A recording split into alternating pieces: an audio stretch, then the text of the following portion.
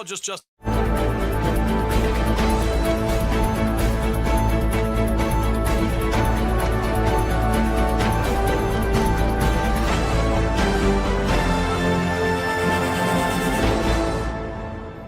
The Rob Carson Show is presented by Paramount Plus. You don't need to live with aches and pains. Visit relieffactor.com today.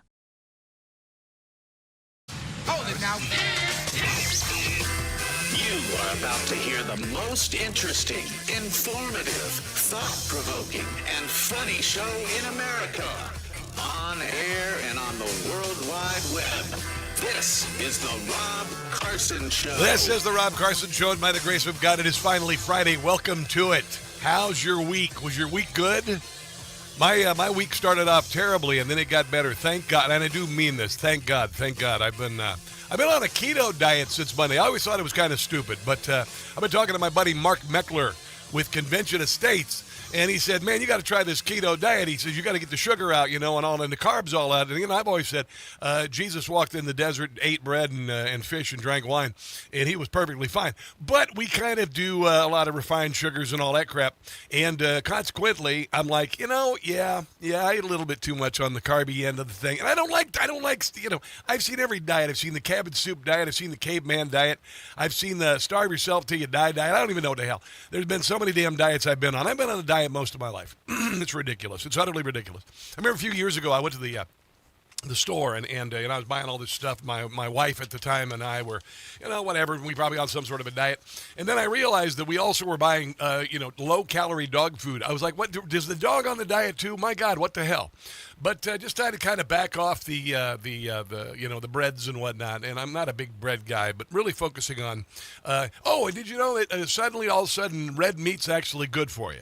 The left, I think, the reason why that they've been so down on the red meat is because it's so bourgeois. That's what the communists would say, that red meat is bourgeois, and so they've had this kind of it's like the high end. They don't want to eat red meat. It's bourgeois. But red meat actually not bad for you like you think it is. Not bad for you like you think it is. But anyway, welcome to the show. I made guacamole today, by the way, and it's called, I call my guacamole, it's Guac of Ages. And if you Google my name, Rob Carson, Guac of Ages, you're going to see a video I did like 18 years ago. I look a lot younger, and you'll see where I made it. But everybody here at Newsmax, they don't know what the hell to think of me. I came in, I walked in, I said, you know what today is? What? Guacamole Friday? They're like, Guacamole Friday? All right. So anyway, food is fellowship, and that's why I enjoy bringing in food for everybody. But anyway, we got a lot of stuff to get to. The unusual suspects on the show today, Mary Walter, Tony Kinnett. Tony Kinnett got a lot of stuff from the Daily Signal, Hollywood and Toto's Christian Toto as well. This new polling out of Michigan. 51% of the vote, and far-left Democrat Abdul El-Sayed at 47%. What? So Rogers has a 4-point edge, which is still within the poll's margin of error among Michigan's registered voters. Whoa. Hold on one second here. Did you hear that right there? That is a national media organization echoing other polls, even actually since the day that Abdul El-Sayed was elected, or at least chosen, I should say, as the Democrat candidate in the state of Michigan. He only won 1/4 of the state's voting population, just barely beating Chris Farley. As Matt Foley, the other candidate. I don't remember her name right now. See, easily forgotten like that. But he didn't have a mandate by any means. Meanwhile, Mike Rogers does. And you've got a couple of different groups voting. You've got the university liberals voting for El-Sayed and the Arab population. By the way, the Arab vote, you're going to be surprised. It was only 94%. It was only 94% for Syed. I know. So you got the radical Islamists. They're all voting for Syed because they know, wink, wink, nudge, nudge, he's down with Sharia. He's not a capitalist, and he is a radical Islamist, 1,000%. His best buddy is Hassan Piker, who's now making up excuses for saying we deserve 9/11. He said it as plain as day, and he said it was taken out of context. You know what? I'm so done with this crap. If you say something like that, you're stuck with it, dude. You're stuck with it. Hassan Piker is one of the worst human beings I've ever seen. A spoiled, entitled child. A spoiled, entitled man-child who does his little podcast in his basement because it's the only thing he's ever done in his life. And Hassan Piker was glad-handing him on the night that he was chosen as the candidate, just barely, and now he's going to have to walk with it. And then, I don't know who he's trying to appeal to, Gen Z, I guess, because my kids, we watched Blue's Clues when my son was really little. So literally like 23 years ago, we watched Blue's Clues. It was this little show. There's a guy named Steve, and he did Blue's Clues. And he actually ended up leaving the show, and they brought another guy in. Not as good as Steve. Steve was really good. Steve was, as good can be if you're watching TV with your children. But Hassan Piker, and I thought it was a joke. I thought it was AI. But he decided to do a video as Steve from Blue's Clues, and complete with the jingle. And this is, by the way, an adult man who wants to be a senator in the United States of America, the most powerful country in the world, the most powerful engine of individual and economic liberty in the history of mankind. He wants to be one of 100 representatives of the 50 states, and he's doing crap like this. Makes me want to wag my tail. When it comes, I want to wail.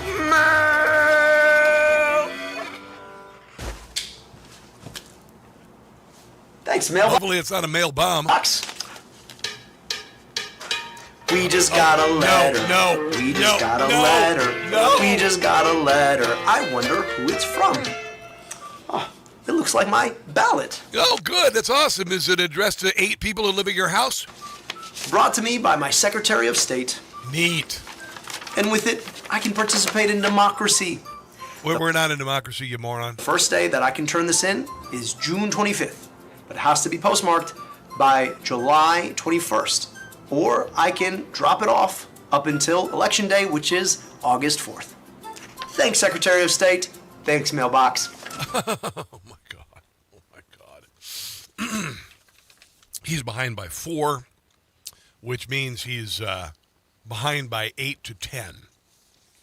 This is not good for the Democrat Party in the state of Michigan. Now, this on top of the keel hauling of, what was her name? Hold on a second. I'm trying to remember what her name was. What the hell was her name? She told us we'd remember. We have built something that will change politics forever. The work we have done will be remembered forever. Erica Jong. It was Erica Jong. That was her name.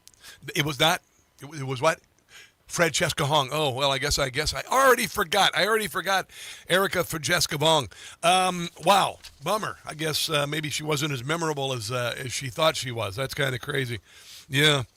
But she also lost with, the DNC committed a late-term abortion like they're going to do in the state of Massachusetts. One day before the election, they decided to go all in on a guy who had dropped out of the race to back him and knock her off because she's a Democrat socialist candidate.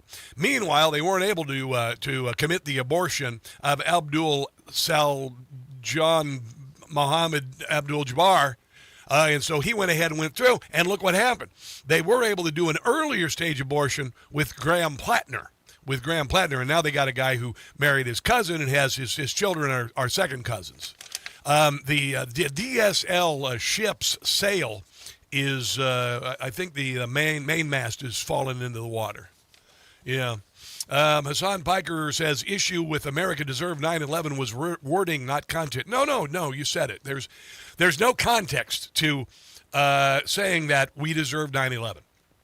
There's not in the middle of a sentence like, Mary had a little lamb and 9/11 was our fault. His fleece was light as snow. No, right there in the middle is right there. 9/11 was our fault. There's no getting around that. There's no getting around it. You said it. Okay? There you go. He says that he should have phrased things better, discussing his viral comments that America deserved 9/11 on Mehdi Hassan's podcast 2 weeks ago. Yeah, where Piker said he could have phrased it better, that America deserved 9/11 a better way, but it was firm to his frequent use of pejoratives. It was pejoratives.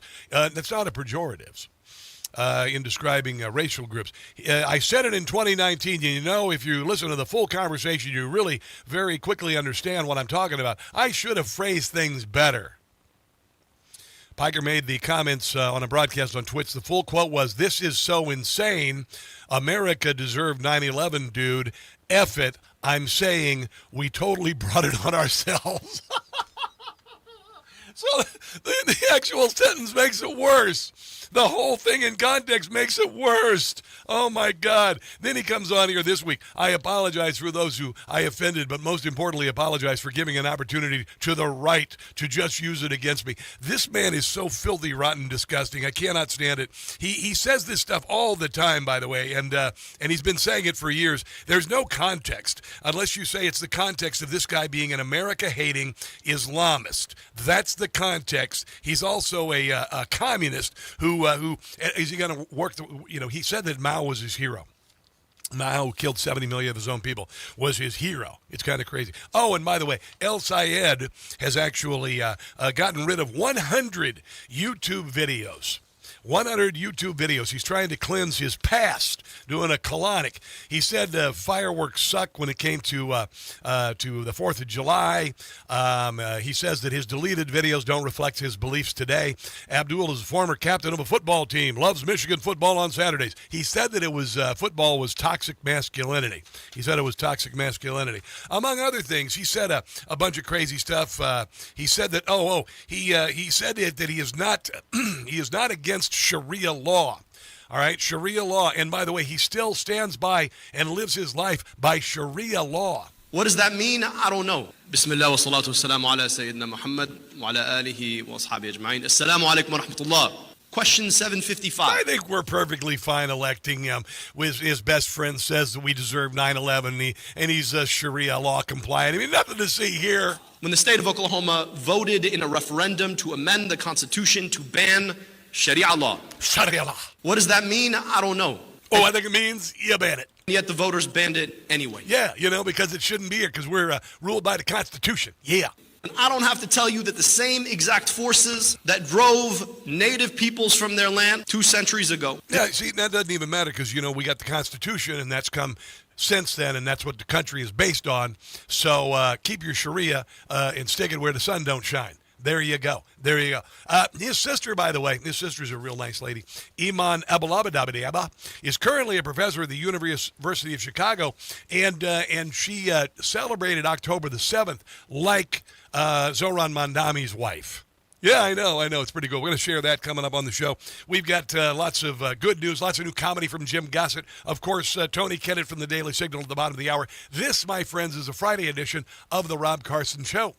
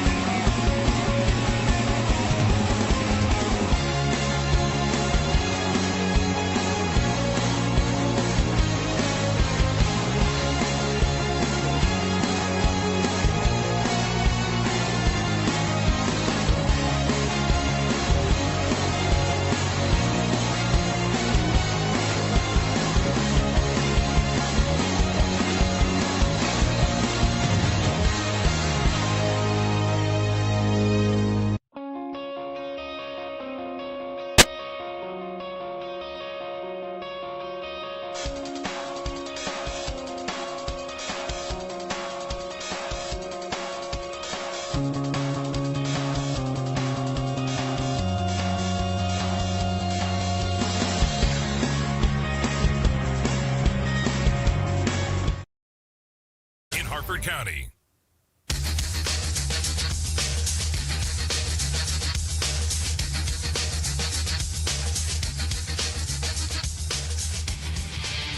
The Rob Carson Show podcast is everywhere. Go to newsmax.com/listen for details. I'm pro stealing from big corporations. We must end the American empire. America deserved 9/11, dude. I'm saying it. We're a big tent. I may not agree with lots of opinions from some folks who are in DSA, but we're going to need everybody. You have some of these incumbents who have lost their re-elections in places like New York and Colorado. And what does that say about the party today, do you think? It says that the party is going to win the... Sure you are. Honestly, this was about the worst thing that the Democrat Party could do to not only not learn something from 2024, but to allow a bear into the tent. And that's what they've done. They let a vampire into the house with the DSA. And if you think the showings of the DSA are impressive, no, they're not. No, they're not. Once the message gets out there, people learn more about it. People realize that these people are just, they're communists. They're Marxists and they're communists. This is kind of fun. El Sayed in Michigan says that he's a capitalist. He's not a capitalist in any way, shape, or form. He is a communist. Okay, here he is talking about public ownership of companies. What they'd like to do is essentially tell companies that the America can get 50% stake in their companies. Okay, take over half of the company, and then basically have half of the say with regard to the board of the directors. So essentially running the company into the ground because government never does anything good. Are you in favor of public ownership models like the one Bernie? I mean, really, honestly, look at every department of the government right now or has been over the last 50 years. None of them are run really well. Introduced? So I want to actually take it a step further. Okay. Until now, like the FBI. I agree that we need public ownership. But I also agree that we need some system of public control. And the DHS. Yeah. Like, what is the point of democracy if it's not to protect us from existential risk? Yeah. And right now, there is no regulation. And these... Oh, no, there's over-regulation, you fool. That's why Donald Trump said that for every new regulation, 2 go away. Super PACs are rendering AI potentially unregulatable into the future. You know, honestly, anytime the government regulates, it usually crushes in innovation. This guy named Mark Tepper, he's with the Wealth, I don't know what his name. Anyway, Mark Tepper, I saw him last night. He's a pretty cool dude. Talking about the half ownership of companies. Okay, so, I mean, first of all, like, they're calling this a 50% wealth tax. It is 50% ownership in a publicly traded company. So my follow-up question would be, El Sayed, please explain to me the mechanics. Who gets hurt? Who gets diluted? Who pays the government this 50% of this company's stock? And I'll tell you, Laura, it's not Jensen Huang, the CEO of NVIDIA. It's American investors. It's the middle class. I mean, these are publicly traded stocks. We all own them in our 401ks. He's with Strategic Wealth Partners. I couldn't read my shorthand. IRAs, via ETFs, mutual funds. We own the individual stocks. Who gets hurt? Pensions, teachers, firefighters, police officers, middle-class retirees. How did the Soviet Union do with their, they had a car they made there. There's one car. The government had one car. What the hell was that car? It was a piece of crap. Yeah. Every time the government tries to manufacture anything, it doesn't work. That's why they have defense contractors make missiles and stuff. They don't even need government-run missile factories. So how are they going to mechanically make this work? It's nonsense. It's completely ridiculous. There's no way to make it happen. And this is a straight-up confiscation of wealth. Yeah, and they it's not going to happen, by the way. It's not going to happen. Not in America. It will never happen. There will be an uprising before then from hillbillies, homeboys, Hebrews, and people who love our country. Abdul El Sayed's sister. He's got a little sister. Her name's Iman Abalabadabi. She is currently a professor at the University of Chicago, and she had an October 7th celebration video. She was happy that the Jews got slaughtered on October 7th. The narrative that might equals right, the narrative that we should just give up and accept an unjust status quo. God is greater, and we are greater than this moment. We will get past this. I hope that all of you take a moment to grieve all the siblings that we've lost over the past year. She's talking about Palestinians, because they put missile batteries in schoolyards and under hospitals. To acknowledge that you are a different person than They you kill lots of Jews. were a year ago, and to mourn that version of yourself that's now gone. She's wearing a kaifa cloth. But I hope you see yourself now as stronger, as more ready to fight for justice. Justice. Or as more in solidarity with the oppressed. Oh, yeah, the oppressed. I hope you know that we have a lot of work ahead of us. Yeah, you got and that we need each other to do do a lot that more work. killing, I guess. We have an imperative to not just imagine a better future, but to build one together. Yeah, she's all down with from the river from the river to the sea. Yeah, I think Abdul Sayed's going to be doing something else for a living in November, and it's not being a senator. Here's Jim Gossett, The Rob Carson Show. Michigan's going for Mike. Abdul Sayed they don't like. They will tell him to take a hike. We know what he is. They won't be voting for Abdul. He's a communist Islamist who hates America. Not a capitalist. He's a liar. Abdul is a radical with socialist views. That is why he is gonna lose. Yeah. Says 9/11 was America's fault. Yeah. It brought his campaign to a screeching halt. Hey. Michigan he can never fool. They won't be voting for Abdul. Lo and behold, I'm standing in a race running against someone who believes America deserved 9/11. Mike Rogers is in the lead. Come on! He's the man that Michigan needs. El Sayed ought to concede. Mike says that he's prepared to fight. There you go, ladies and gentlemen. I have a feeling that Abdul Sayed, Mohammed Akbar, whatever, is not going to be a senator. Because you know what? We're still America. More of us love America, are grateful to God for being in America, and we're not about to let radical Islam or communism take over. Let's take a break and come back. It's the Rob Carson Show. The Rob Carson Show is presented by Paramount Plus. This isn't the end of a fight. It's the start of one. Lioness, the critically acclaimed original series from Taylor Sheridan, returns August 2nd only on Paramount Plus. It's the new season. Hidden networks, foreign operatives, and personal betrayals collide while Joe walks the line between duty and family. Don't miss Lioness, starring Zoe Saldana, Michael Kelly, with Morgan Freeman and Nicole Kidman. Now streaming on Paramount Plus.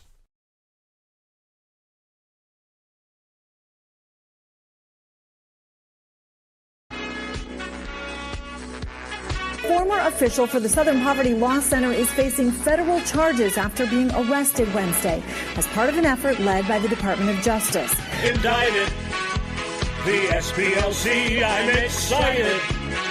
They will be history, Heidi Byrich. In jail she will be from her evil. We will be free.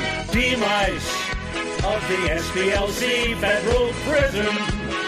For that fraudster Heidi, she is funding groups like the KKK. That is why she's going away. This marks the end of the SPLC. We're not a friend of the SPLC. They are cleaning house. They are cutting staff.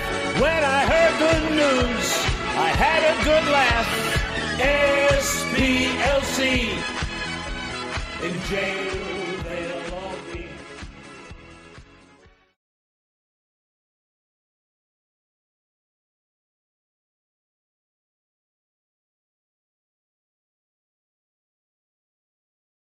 Doug took Relief Factor for nearly a year before convincing his wife, a special needs teacher, to try it. She had been using assistance just to move through the long hallway at school. Now she's back on her feet every day. Never had to leave the job she loves. I can attest to this. I ride my mountain bike every weekend from 30 to 50 miles. I lift weights, and I'm lifting heavier than I did when I was 30 without pain. People like Doug make it easy to find out if you'll be the next person telling us Relief Factor gave you what you love. 3 weeks for just $17.76. Simply go to relieffactor.com or call 800-4RELIEF. We hope you'll be sharing your story with us too. relieffactor.com or 1-800-4RELIEF.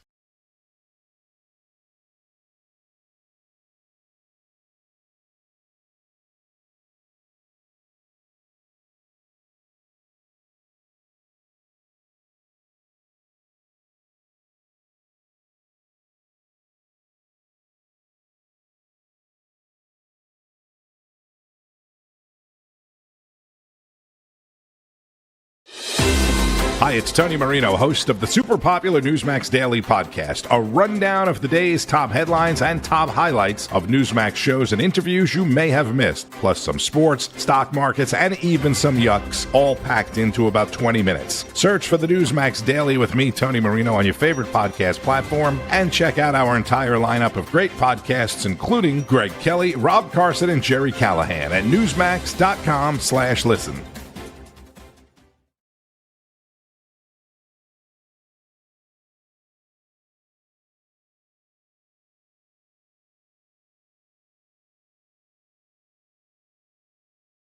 Hey guys, it's Carson for Ghostbed. You may not remember every time you toss, turn, or wake up hot, but your body does. That's why you wake up tired before the day even starts. That's why I got a Ghostbed, the best bed in the history of mankind. Ghostbed is engineered to help reduce the reasons your sleep gets interrupted. Ghostbed is designed to relieve pressure, help regulate temperature, support your body. Cooling technology built into every mattress and made in the USA. With Ghostbed's 101 night trial, you can try it at home because the real test of a mattress is how you feel in the morning. If you're waking up sore or tired before the day even starts, check out Ghostbed. For a limited time during Ghostbed's Labor Day sale, they're offering my audience an extra 10% off their lowest prices of the season. Go to ghostbed.com/Carson. Use promo code Carson. That's ghostbed.com/Carson. Promo code Carson.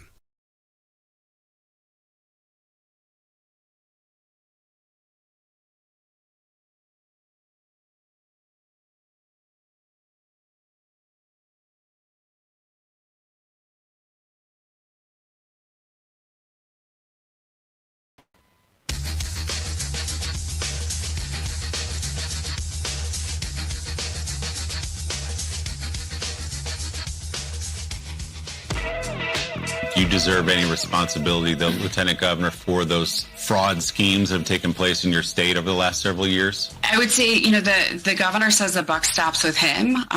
More should have been done sooner, and I agree.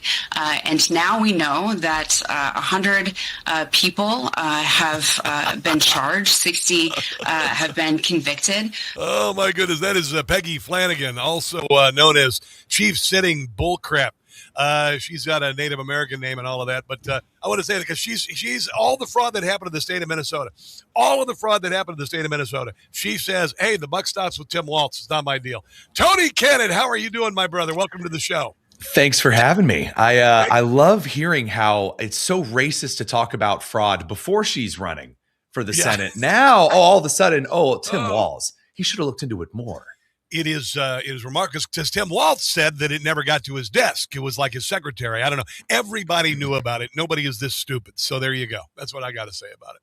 It's positively beautiful. I mean, I love watching them set themselves on fire like this. It's like Aaron Bushnell, but for Minnesota politics.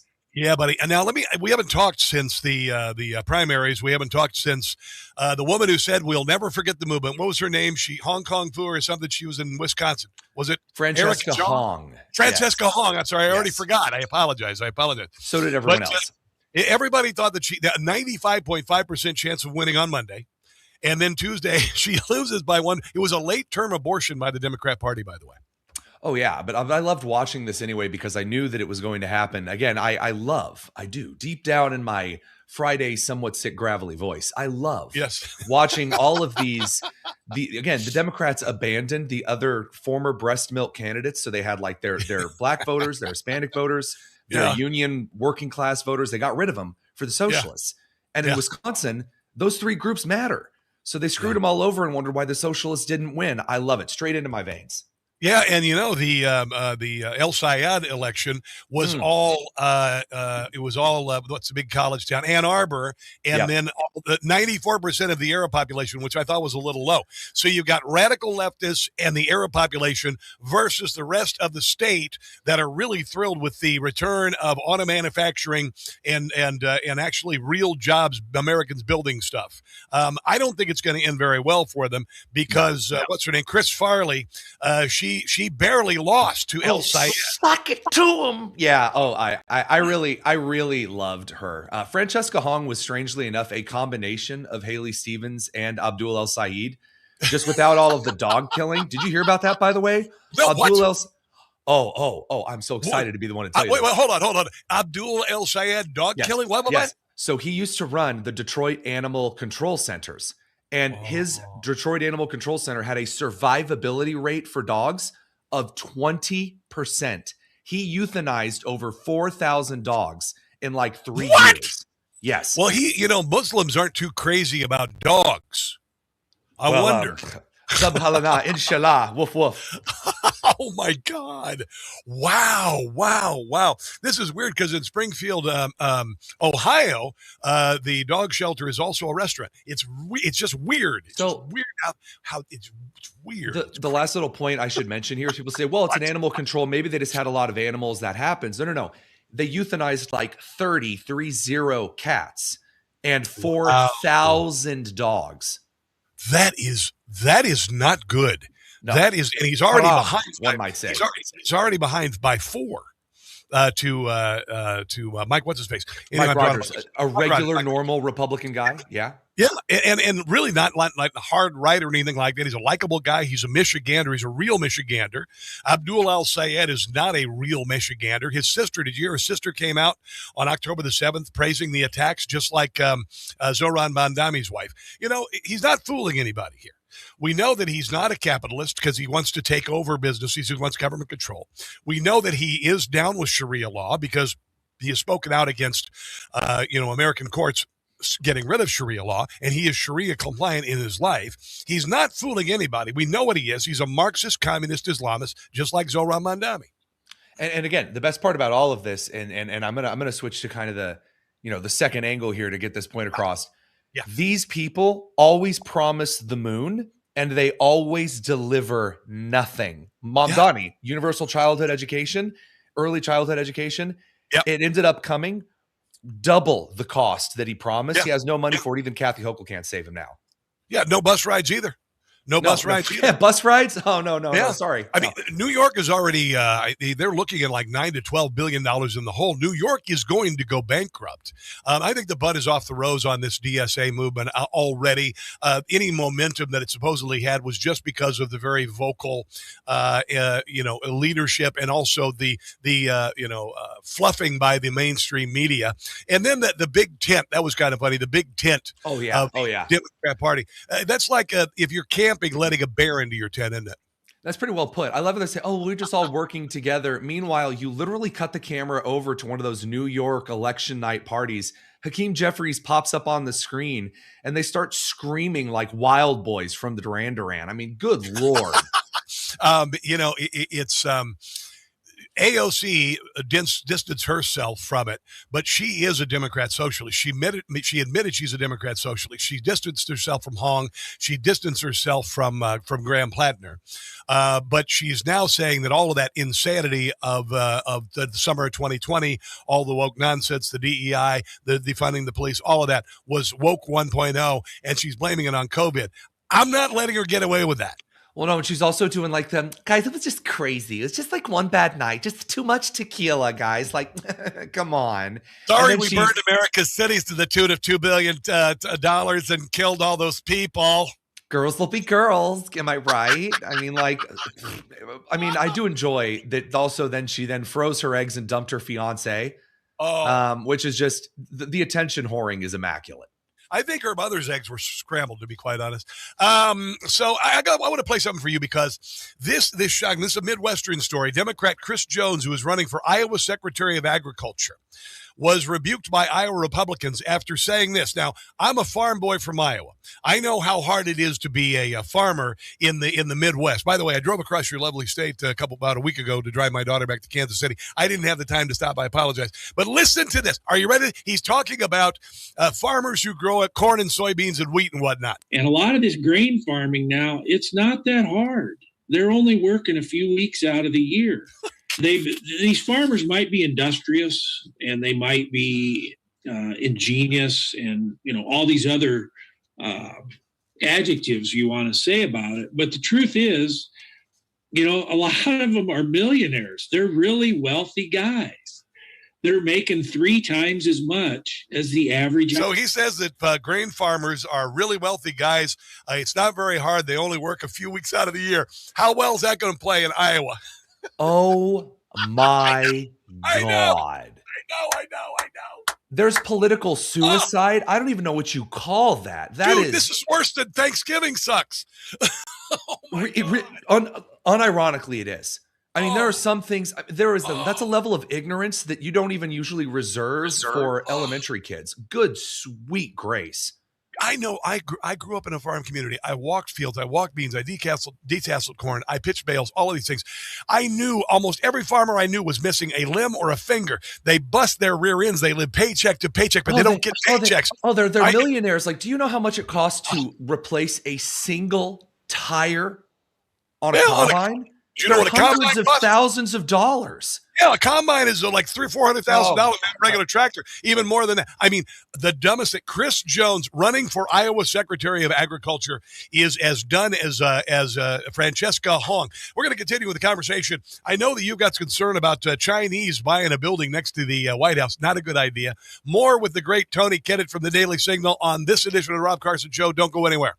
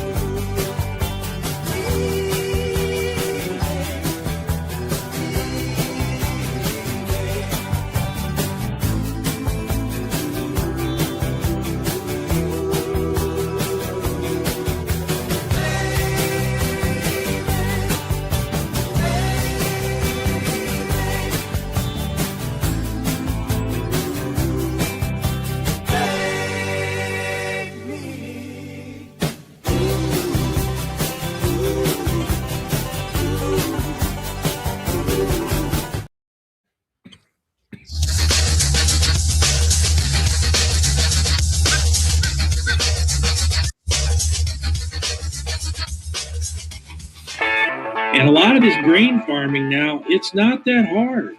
They're only working a few weeks out of the year. Yeah, that's not what you want to say if you're running for the Secretary of Agriculture. I didn't realize, Rob, I didn't realize he was the secretary, running for Secretary of Agriculture. Yes. That makes it so much worse. I know. This guy, I got to tell you, I mean, listen, watch Field of Dreams sometime, okay? You'll kind of get an idea. He's a small-time farmer. But it is very hard to be you've got to be an expert in agronomy. You got to be a veterinarian. You got to be a mechanic. You got to be an accountant. When you run a farm, I mean, you're on your own. You're on your own. And then you got to buy a $500,000 combine. And then when harvest season comes, you're in the field all night long. You're tending your crops all year to make sure they're free of weeds. You're tilling the soil. You're planting it. You're applying herbicide and all this. What a buffoon! What a complete. You can't even keep your seed because you have to sign a contract with a seed provider.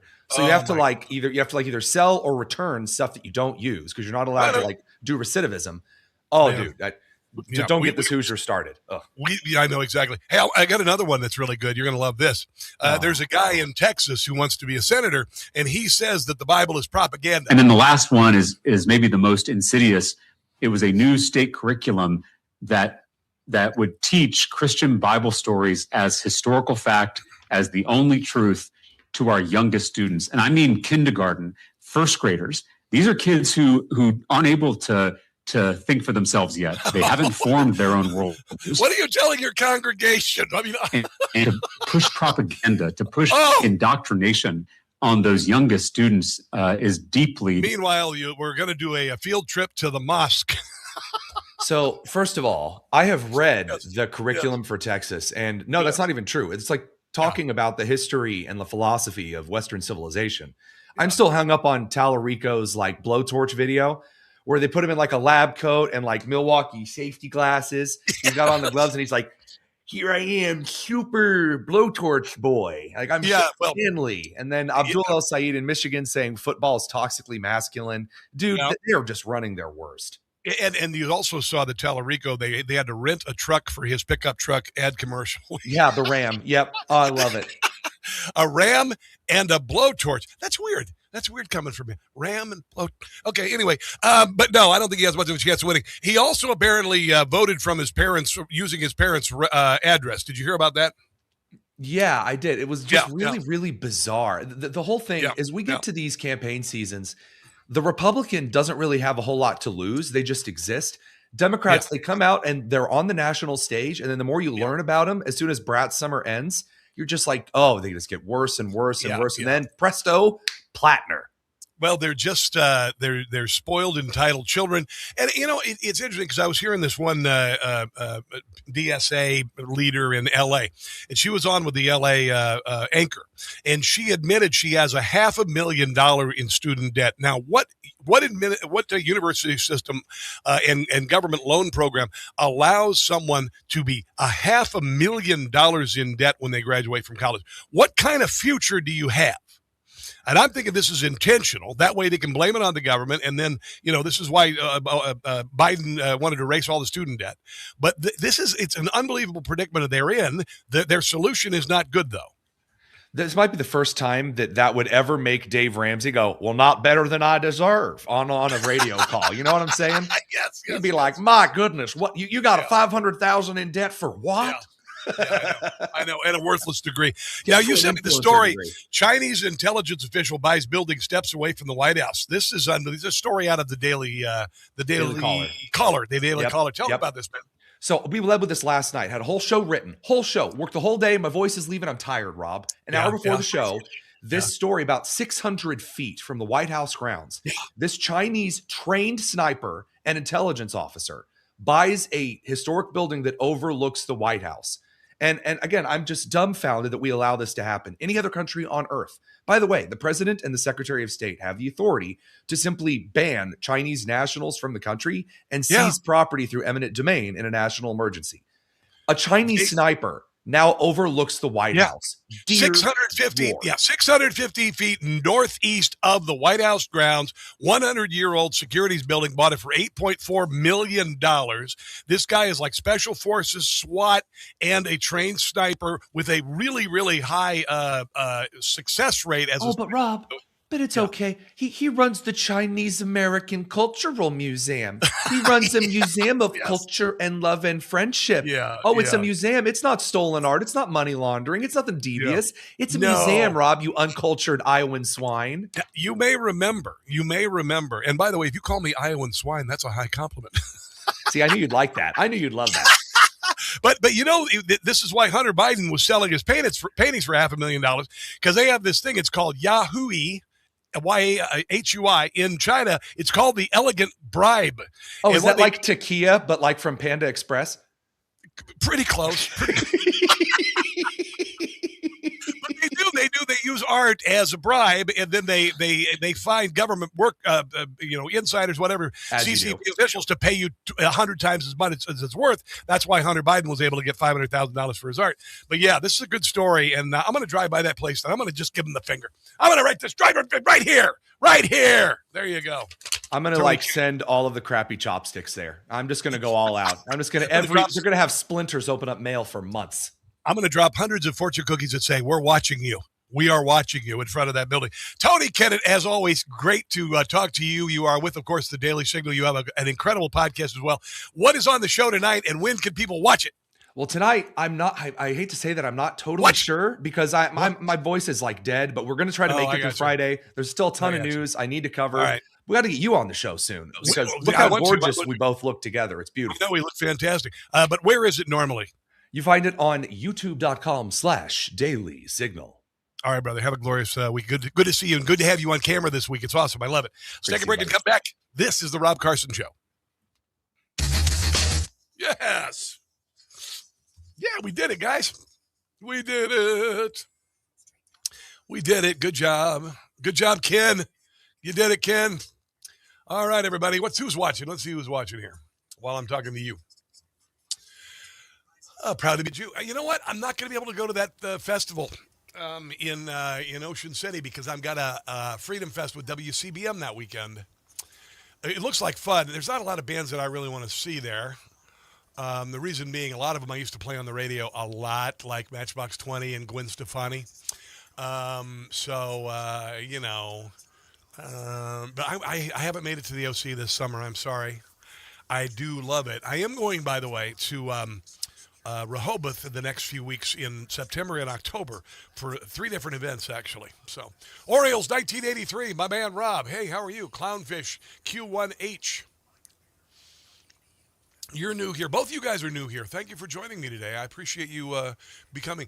Matthew Clemens, hello. DC42, yo, what up? Western 10, what up? Wild Bill West, Mick Redchester, Round a Pony, all you guys over on Rumbly Roo.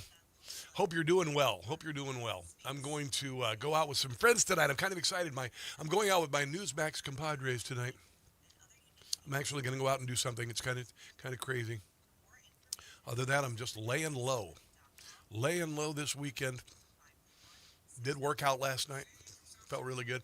I'm doing this, guys. It's the strictest diet I've ever been on, as far as no sugar. So no sugar, no fake sugar, none of that. And my stomach is already starting to flatten because I have this kind of bulge here. I was hating that. But it's pretty crazy. Hold on, I'll be right back. Time for me to talk. Got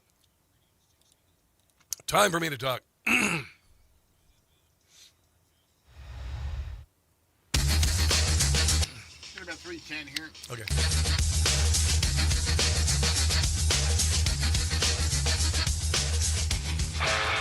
Want to thank Tony Kinnett for being on the show today. Want to thank Redneck MacGyver, Ken, for getting him on camera.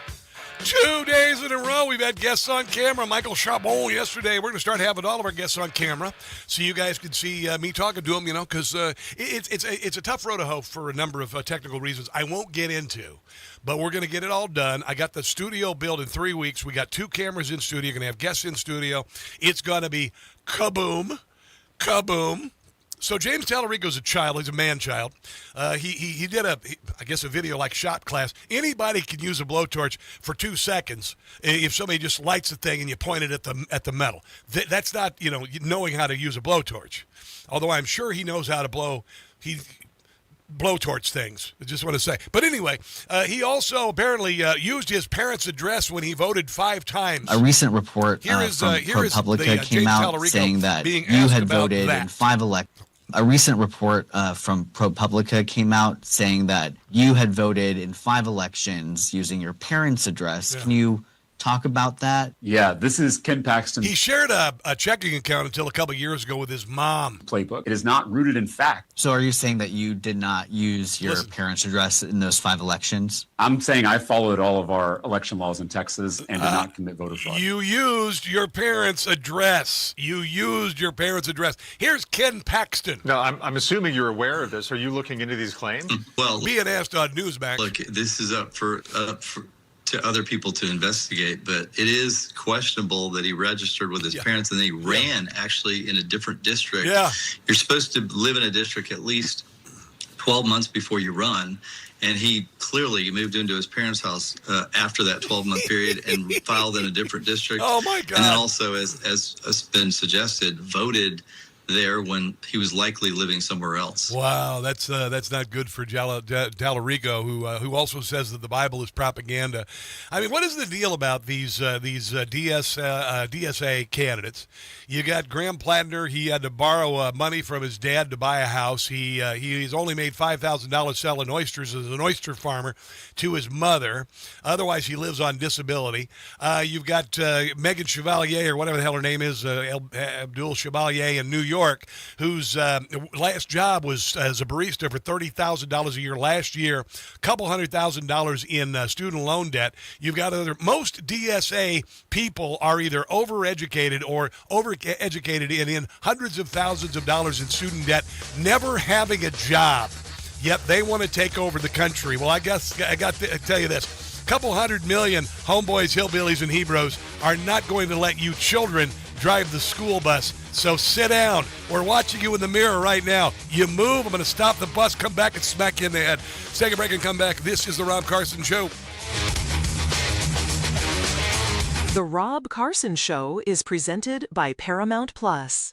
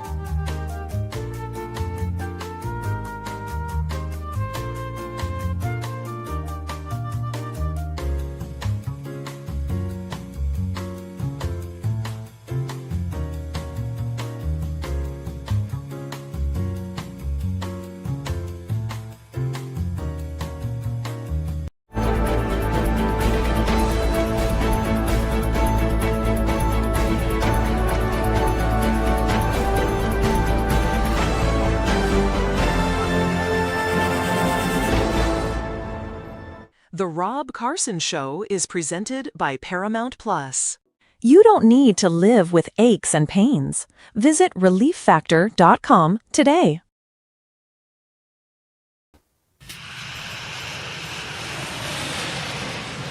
Hold it now. Live from Newsmax Studios in Washington, D.C., the most interesting, informative, and funny show in America, on air and on the World Wide Web. This is the Rob Carson Show. This is the Rob Carson Show. By the grace of God, it is finally Friday. Finally Friday. I hope you had a good week. I had a pretty good week. Took 3 days off last week to drive my daughter across the country, and she'll be returning to art school in the fall. My son is, they're roommates. We'll see how long this lasts.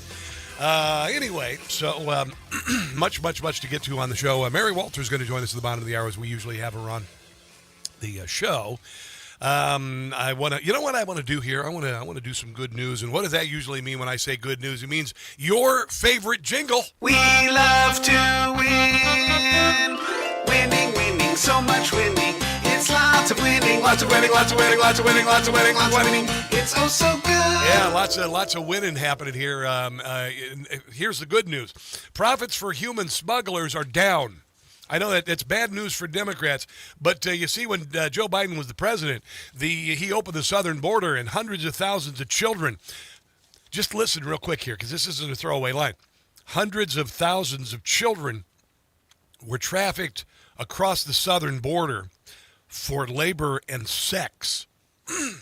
Sex with adults. Yeah. They know, yeah. And Kamala Harris, she was the border czar, and nobody gave a crap. Yeah. Profits for human smugglers, mainly the Mexican drug cartels, are down significantly, a Treasury Department report details. As President Donald Trump's policies have drastically cut illegal immigration at the nation's borders. Have you seen, by the way, yesterday, the defense secretary, the Secretary of War, went down south of the border. And you remember when I told you when Donald Trump was running for office, I said, I hope they go after those Mexican drug cartels with Huey helicopters and gunboats. And they have Jesse Ventura and Arnold Schwarzenegger on there. And they're playing Long Tall Sally. And they're going in there to kill those, paint some targets and blow them up. Well, that's kind of what they're doing. It's pretty cool. That was a reference to the movie Predator, by the way. Predator, when they went down there, was playing Long Tall Sally, she's so sweet, you got everything. And that was, and Jesse Ventura was chewing tobacco and all that. Many human smuggling networks generate profit for larger transnational criminal organizations. No kidding.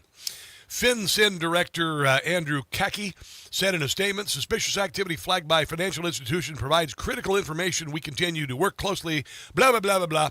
The report states the human smuggling-related transactions fell 62% in 2025, the first year of Trump's second term, compared to 2024 when Joe Biden was in office, and they didn't give a crap. They also didn't give a crap about inflation. That dramatic drop in such transactions is tied to the massive decrease of illegal immigration since the start of 2025. There you go. Isn't that amazing? And the Democrats only say it's bad news. Here's another Newsmax headline. Drug prices decline. The biggest drug prices decline in over 60 years as Trump policies are working. Do you ever look on Trump RX? I look on Trump RX every once in a while. And just to see what they got going on there. You know, I mean, there's some drugs there. You know, I don't know. Could be Viagra. Well, anyway, I said there's just some drugs there. You know, whatever you want. Maybe you got scoliosis or something. You know what? I don't know what it is. I don't know what you got. But it's pretty amazing. It's actually marvelous. And, of course, the leftist media, they have nothing to do with it. Nothing to do with it at all. Not one little bit. Because all good news for Donald Trump is bad news for Democrats. And, you know, there's going to be a point where the good news is so good that it can't be covered up. I told you that what we'd have to do this year is outperforming a vacuum of good news because the Democrat Party and the mainstream media, everything is bad. Building the ballroom, which even Jackie O wanted, is bad. And they got a judge who's C-blocking the thing, even though they got all the infrastructure down, underground done. It's just the Democrat Party being D-words for Richard. We've got the economy roaring back at $18 trillion worth of manufacturing returning. We've got American factories starting to churn again.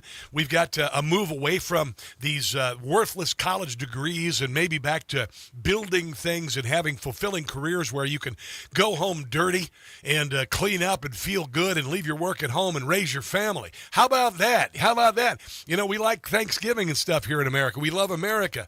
And the Democrat Party chose a really, really bad year to try to become communist because it's the 250th anniversary of our birth, and most of us are proud to live here. By the way, they're putting up the cages for the Grand Prix race here in Washington, D.C. coming up. I don't know the dates right off the top of my head. I apologize. But I was driving by, pardon me, and if you've ever been to Indy? I would assume it's generally the same at any course. You've got these giant cages, fences between the spectators and the track. It's crazy to see that alongside D.C. streets.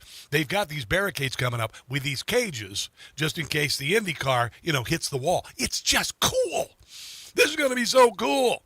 I don't know how they're going to gain any speed with the condition of Washington, D.C. streets because, I drive my Bronco Buck, and there are some days you're like, it's like off-roading, but it's going to be cool.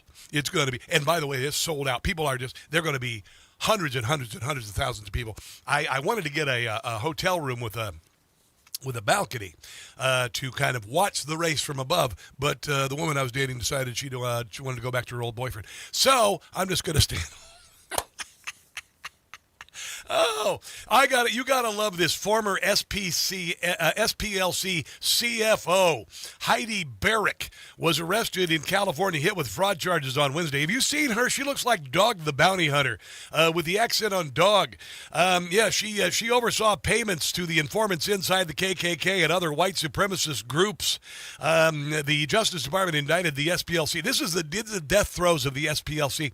They were funneling $3 million to make fake white supremacy. They created the Charlottesville hoax. It was a hoax, the Charlottesville hoax. But Joe Biden, of course, glommed onto it, even though he's been in Washington, D.C. for 50 years, and he decided to tell everybody in America that white supremacy was growing, and it was like 1930s in the South, and it was a lie. Ran for president in 2020 because of what I saw in Charlottesville in August of 2017. Extremists coming out of the woods, carrying torches. Yeah. Their veins bulging. No. From their necks. It was all bullcrap. Carrying Nazi swastikas. No, none of it was true. Not one darn thing about that was true at all. It was all a giant lie. It was all completely made up. And the woman who helped to make it up, Heidi Barrick, was actually apparently banging one of the leaders of the KKK. Yeah, former chief financial officer at the Southern Poverty Law Center, arrested in California. Her alleged role in overseeing secret payments. Previously ran the SPLC's project tracking hate groups. She tracked them. I guess she used them as a dating site. Allegedly oversaw payments and donors' money to people inside these hate groups, according to the indictment. Apparently she was having a sexual relationship, which is kind of hard to believe. I guess the white supremacists are a little desperate. But here's Carrie Lake. She is runs the Voice of America now, and here's what she has to say about this. It's insane. I mean, the America First movement is about secure borders, fair elections, protecting our kids, real common sense stuff. But in order to try to stop and slow this movement, they had to create this fake narrative that we're a bunch of extremists. Yeah, it was a joke. Problem was, there aren't extremists in the party. Yeah, remember when Joe Biden said that white supremacy is the biggest threat? It was all a psyop. Every single bit of it was a freaking lie created during Obama's administration to divide the country. okay? The police weren't suddenly racist. Black people weren't suddenly slaves. White people weren't suddenly racist. It was all bullcrap. Aren't extremists in the movement. And so they had to go ahead and make up extremists and, pour money into pay people to act like extremists. And then the cherry on top is in the indictment, the fact that allegedly she's actually sleeping with the skinhead. You just can't make this stuff. When you see pictures of her, you're like, wow, how bad are things in white supremacy world? Here is Carol Swain. She was on Newsmax last night with Rob Finnerty. Well, the Southern... Sorry, Rob Schmidt got my Robs mixed up. Poverty Law Center has been a problem for decades. Back in the 70s, when they first got started, maybe they did some good. But hate was waning in America, and so they propped it up. It's part of my generation. My generation, we didn't really care about race. I'm a Gen Xer. We watched All in the Family and the Jeffersons and Sanford and Son and Roots, and we didn't even care about it. I think they propped it up because their whole business Soul Train, American Bandstand model depends on fundraising. Fat Albert and the Cosby Kids. They have to scare the public. And so when there was not enough real hate, they had to go out and manufacture some. I know. And to keep it going. Yep. And yes, they did get involved in the election, especially of Donald Trump. We know about what happened in Charlottesville. Yeah. But their informants were involved in stirring up the unrest during the Unite the Right rally. And these are the final nails in the SPLC coffin. Thank you very much. Former official for the Southern Poverty Law Center is facing federal charges after being arrested Wednesday as part of an effort led by the Department of Justice. Indicted Jim Gossett. The SPLC, I'm excited. Yeah. They will be history, Heidi Virich. In jail she will be from her evil. We will be free. Demise of the SPLC federal prison. Yeah. For that fraudster Heidi, she is funding groups like the KKK. That is why she's going away. This marks the end of the SPLC. We're not a friend of the SPLC. They are cleaning house. They are cutting staff. When I heard the news, I had a good laugh. SPLC. Come on. They are done. Let's take a fork in them. Let's take a break and come back. Oh, by the way, Jim Gossett, go to patreon.com, Jim Gossett Comedy. Patreon.com, Jim Gossett Comedy. Help him out. Give him $10, $20 a month, and you'll get 2 parodies every dang day. Every dang day. Let's take a break and come back. This is The Rob Carson Show.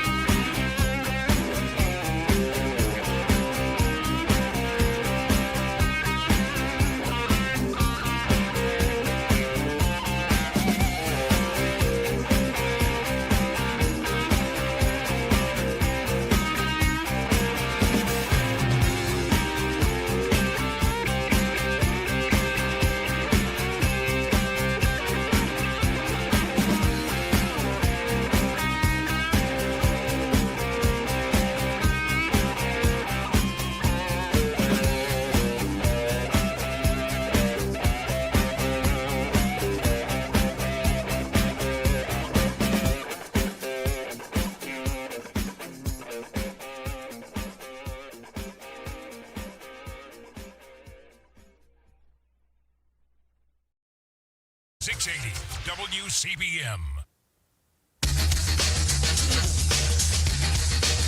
Got to rejoin.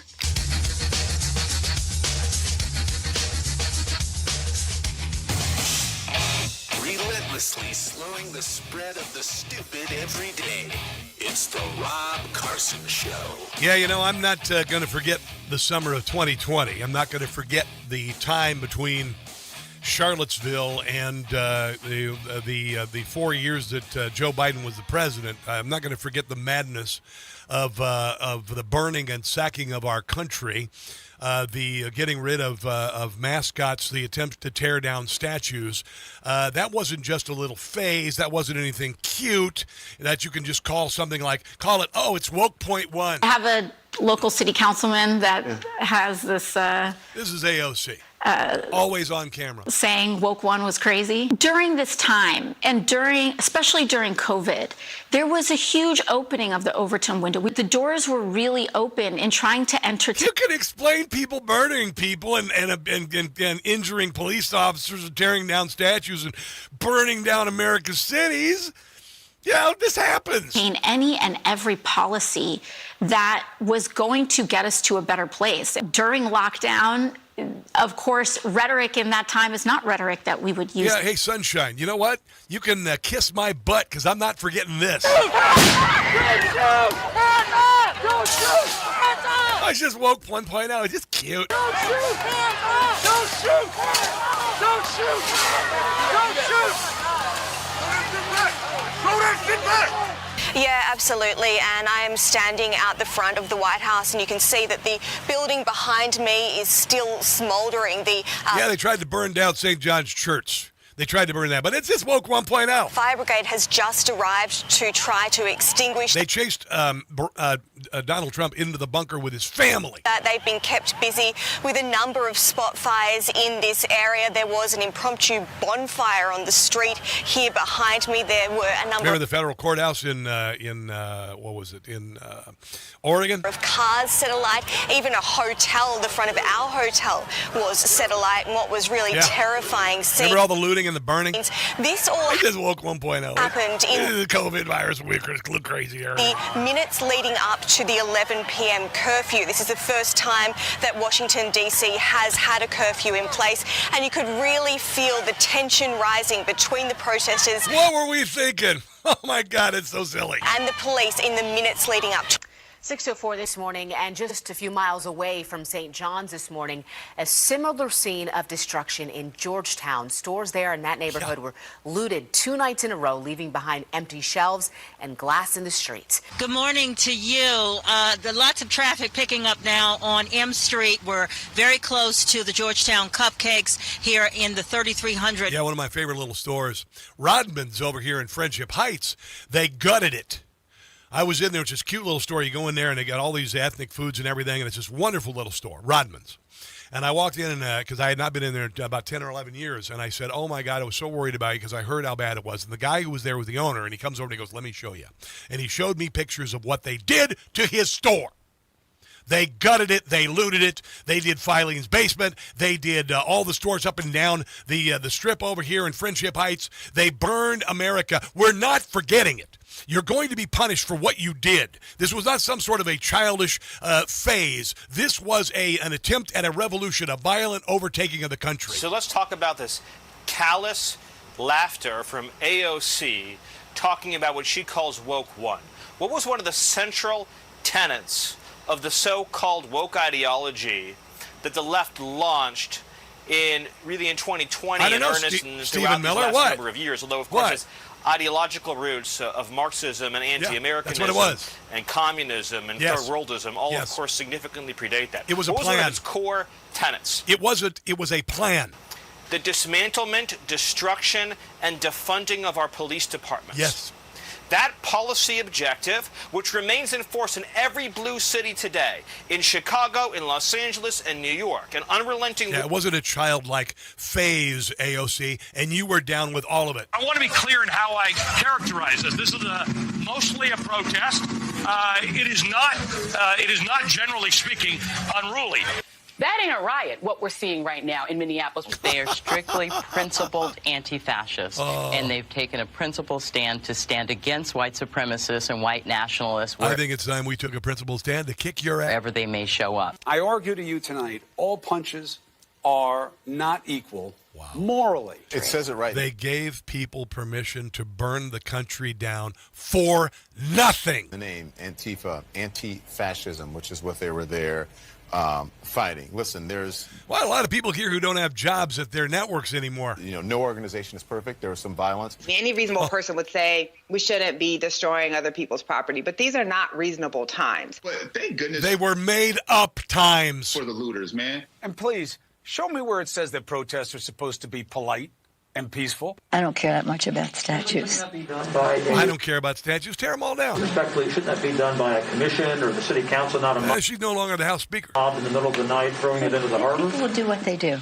You're seeing behind me is one of multiple locations that have been burning in Kenosha, Wisconsin. Do not get it twisted and think that, this is something that has never happened before, and then this is so terrible, and where are we? And it was a psyop in combination with a virus that was released on the world that was created and paid for by us, a race riot hoax. These savages and all of that. This is how this country was started. People get mad. And then came Russia collusion. People get sick of it. People are risking COVID to explain. They allowed the riots to happen while they shut down every store in America. To this country. They said it was okay to go to riots. That we're fed up. Most of the major movements in American history have started at the grassroots level. It wasn't a major movement. It was a bowel movement. And at some point have turned into direct conflict with American government. So remember your history before you judge your present. Thuggishness is thuggishness wherever it comes from. Yeah, unbelievable. I'm not going to forget it. I will never forget it. I will never forget what we went through. I will never forget it. I'll never forget that they blew up the size of the government and made inflation go through the ceiling because of it, because of COVID. I will never forget the burning. I will never forget the shutdowns. I will never forget the lockdowns. I'll never forget the censorship. It's not a phase. It's not woke 1.0. There's not going to be a woke 2.0. It's ending. It's time for some butt kicking. Let's take a break and come back. Mary Walter Radio joins us next. Don't go anywhere. The Rob Carson Show is presented by Paramount Plus. This isn't the end of a fight. It's the start of one. Lioness, the critically acclaimed original series from Taylor Sheridan, returns August 2nd only on Paramount Plus. It's the new season. Hidden networks, foreign operatives, and personal betrayals collide while Joe walks the line between duty and family. Don't miss Lioness, starring Zoe Saldana, Michael Kelly, with Morgan Freeman and Nicole Kidman. Now streaming on Paramount Plus.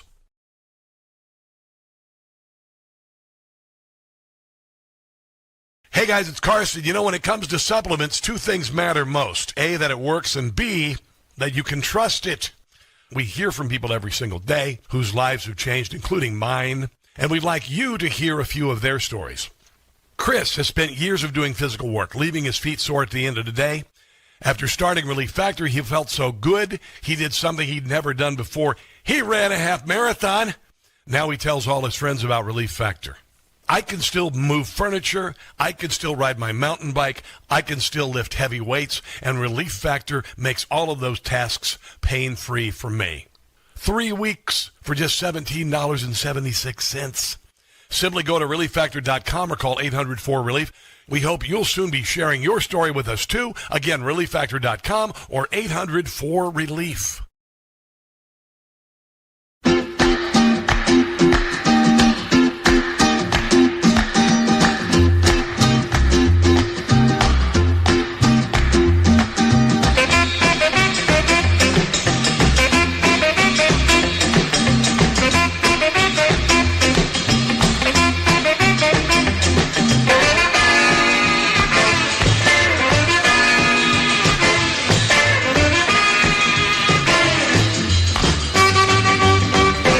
Deported.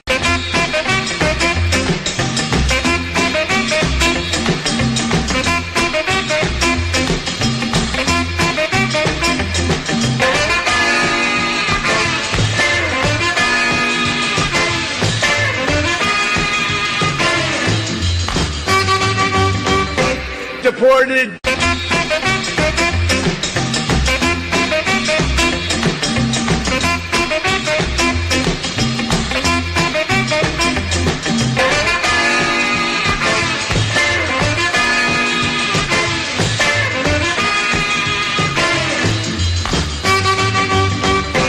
supported.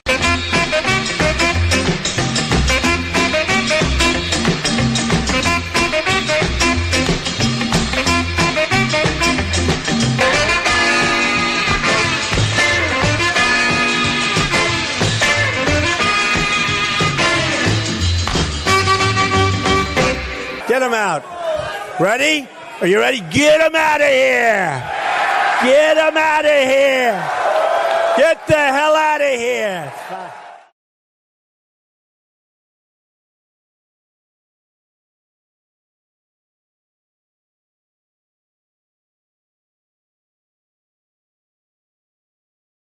Hey guys, it's Carson for Ghost Bed. You may not remember every time you toss, turn, or wake up hot, but your body does. That's why you wake up tired before the day even starts. That's why I got a Ghost Bed, the best bed in the history of mankind. Ghost Bed is engineered to help reduce the reasons your sleep gets interrupted. Ghost Bed is designed to relieve pressure, help regulate temperature, support your body. Cooling technology built into every mattress and made in the USA. With Ghost Bed's 101 night trial, you can try it at home because the real test of a mattress is how you feel in the morning. If you're waking up sore or tired before the day even starts, check out Ghost Bed. For a limited time during Ghost Bed's Labor Day sale, they're offering my audience an extra 10% off their lowest prices of the season. Go to ghostbed.com/Carson. Use promo code Carson. That's ghostbed.com/Carson. Promo code Carson.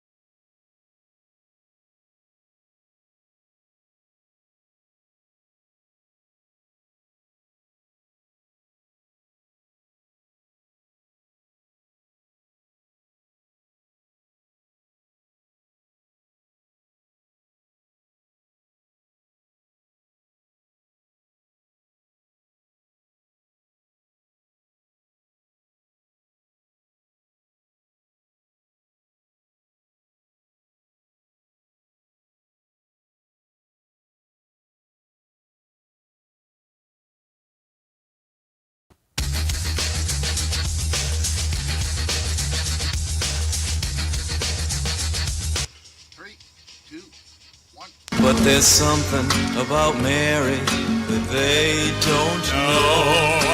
Mary. There's just something about Mary. Mary Walter, how are you today? Rob Carson, how are you today? Good. You know, it's kind of funny.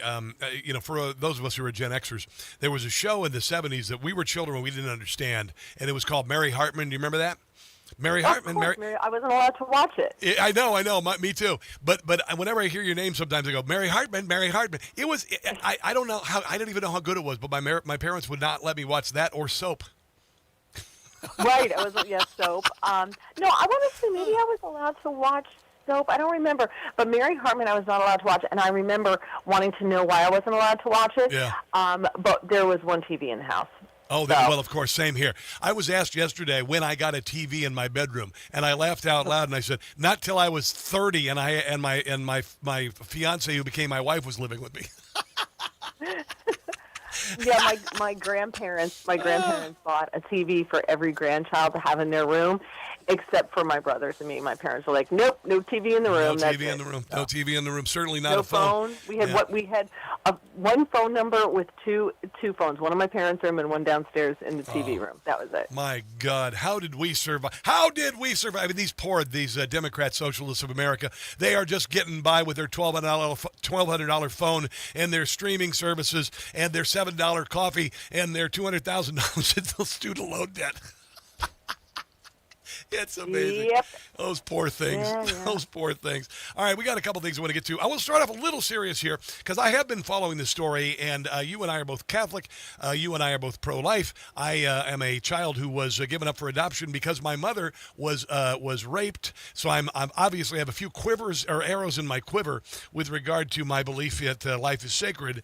But this McKenna West surrogacy story is pretty interesting. I know you sent it to me. I'd love for you to share your thoughts on it, please. Okay, so this is one of the pitfalls of surrogacy, and honestly, I think it's for couples that can't have a baby. I think it's a wonderful gift that someone can give them. Yeah. But of course they pay for it. Money changes hands. Get it? Because someone's got to support, the medical bills and all this other stuff, right? Okay.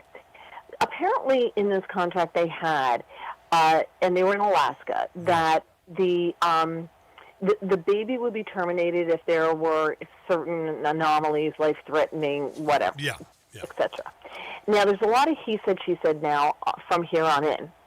So the biological couple said that they wanted her to go to California to go have the surgery for the kid to have, right? Yeah. Because they apparently wanted her to abort the baby, but at 20 weeks, the baby's life could be saved with the surgery. Yes. So then they agreed apparently to say, okay, we're going to have the surgery, but we want you to go to California to go have it done because they were in Alaska. Okay. And instead, she went to Texas. Yeah. Because I guess now she feels that the parents don't deserve this baby because they wanted to abort it. I gotcha. So now, again, this is a lot of supposition because nobody really knows. There's different claims being made by the two sides via lawyers. Yeah. So she went to Texas. The baby was born. Ken Paxton immediately said, this baby is protected. As soon as she got there, we're not aborting the baby. And the parents were like, we don't want her to abort the baby. We want to go to California. So she's in Texas getting the care for the baby, and now she's going to fight to keep the baby. But from everything I've read, she can't keep the baby. Oh, my Lord in heaven. Biologically their child. And I get it, she probably feels like they wanted to abort this baby. They're going to be horrible parents. I get how she feels. But they're also saying, well, we changed our minds and we decided that she should go to California and have the surgery. So, well, then she probably has to give up the child. She has to give up the child. This is not her baby. And everything I've read has said, sorry. This is so bloody difficult, Mary. I mean, this is so heart-wrenching. You see, they've had cases where the wrong baby was sent home, and you raise the baby for 2 years, and then you return your baby. Are you freaking crazy? Well, the one that I last saw, the guys are like in their 20s or 30s, because the one said, I just never felt like I belonged to my family. I never, I just never felt like I belonged here. So he had a DNA test, and it turns out, he doesn't belong in that family. Yeah. I won't even go where my DNA test led me. It was a long, strange trip. Let me just put it that way. What did you think about Maura Healey and the Coven of Witches signing? I mean, my God in heaven, did you watch that? There might as well have been a big black kettle in each of them stirring with a big flame under it when they signed that bill that babies can be born, can be killed up to birth. Dear God in heaven. I'm old enough to remember when under Bill Clinton it was going to be rare, safe, and something else, right? And only if it's with an intern. Yeah. But it was going to be rare, safe, and something else. Unbelievable. Then we went from that to 24 to a month. To 2 months. Then it's 24 weeks, right? And it just kept getting. And now it's like if the day before you give birth you decide you don't want your baby, we'll kill it for you, right? Like evil. Horrible. And there are doctors who will do that. There were doctors who will do that. When I lived in Montgomery County, Maryland, there was a man who would do late-term abortions, and it was in the same damn complex as where my son's orthodontist was. And this guy, paging Dr. Mengele. There is a point where you as a physician, dear God in heaven, you must have no humanity if you think that the only thing that decides life and death is a fleshy wall between you and the outside world. I just You're a look monster. at it like you have the right, you have, and everybody's like, it's women's bodies, it's my body, my choice, and I understand that. I get it. You don't want to have this baby. It may be very inconvenient right now. Maybe, you made a mistake. But, and especially if you're young, it's overwhelming. I understand all of this, because you've never been a young woman. You know what I mean? Like men have never been in that position. They don't get it. It's very easy to judge. I know that. But I get where young women, especially, or women who are like in their 20s and they're just starting their career and their 30s, whatever. It's just bad, and they feel overwhelmed. Yes. And oh my gosh, there's an easy way to settle this problem. And right now, it's just a clump of cells. I get that, but I have a horrible, like, the older the child gets, the more of a problem I have with it. Of course. I when I was in college, there was a guy who impregnated a friend of mine, and his father told his son to tell her they would pay for the abortion, and she said no. And now she has a son. He's an adult child, obviously, because I graduated from college 35 years ago. But, and I will tell you, women frequently go through abortion alone, but you never go through choosing life alone. You are surrounded by people who love you. If you go to the right place, they will help you. They will nurture you. They will decide if let you decide, can you handle this baby? Can you raise this baby? We can help you out. If you decide to adopt this baby, we can help you out. We can guide you. It is a much tougher road to hoe post-abortion than it is post-birth, should you choose to abort versus have the baby. Yeah, and I think every story is different. I'm sure there are some women who had abortions and don't feel any regret or anything along those lines. Yeah. And I'm not going to sit in judgment of them. I don't know their circumstances. Yeah. And I think there are others who didn't have it, and it was a really hard road to hoe. Everybody said there was going to be able to support, and they didn't get it. Yeah.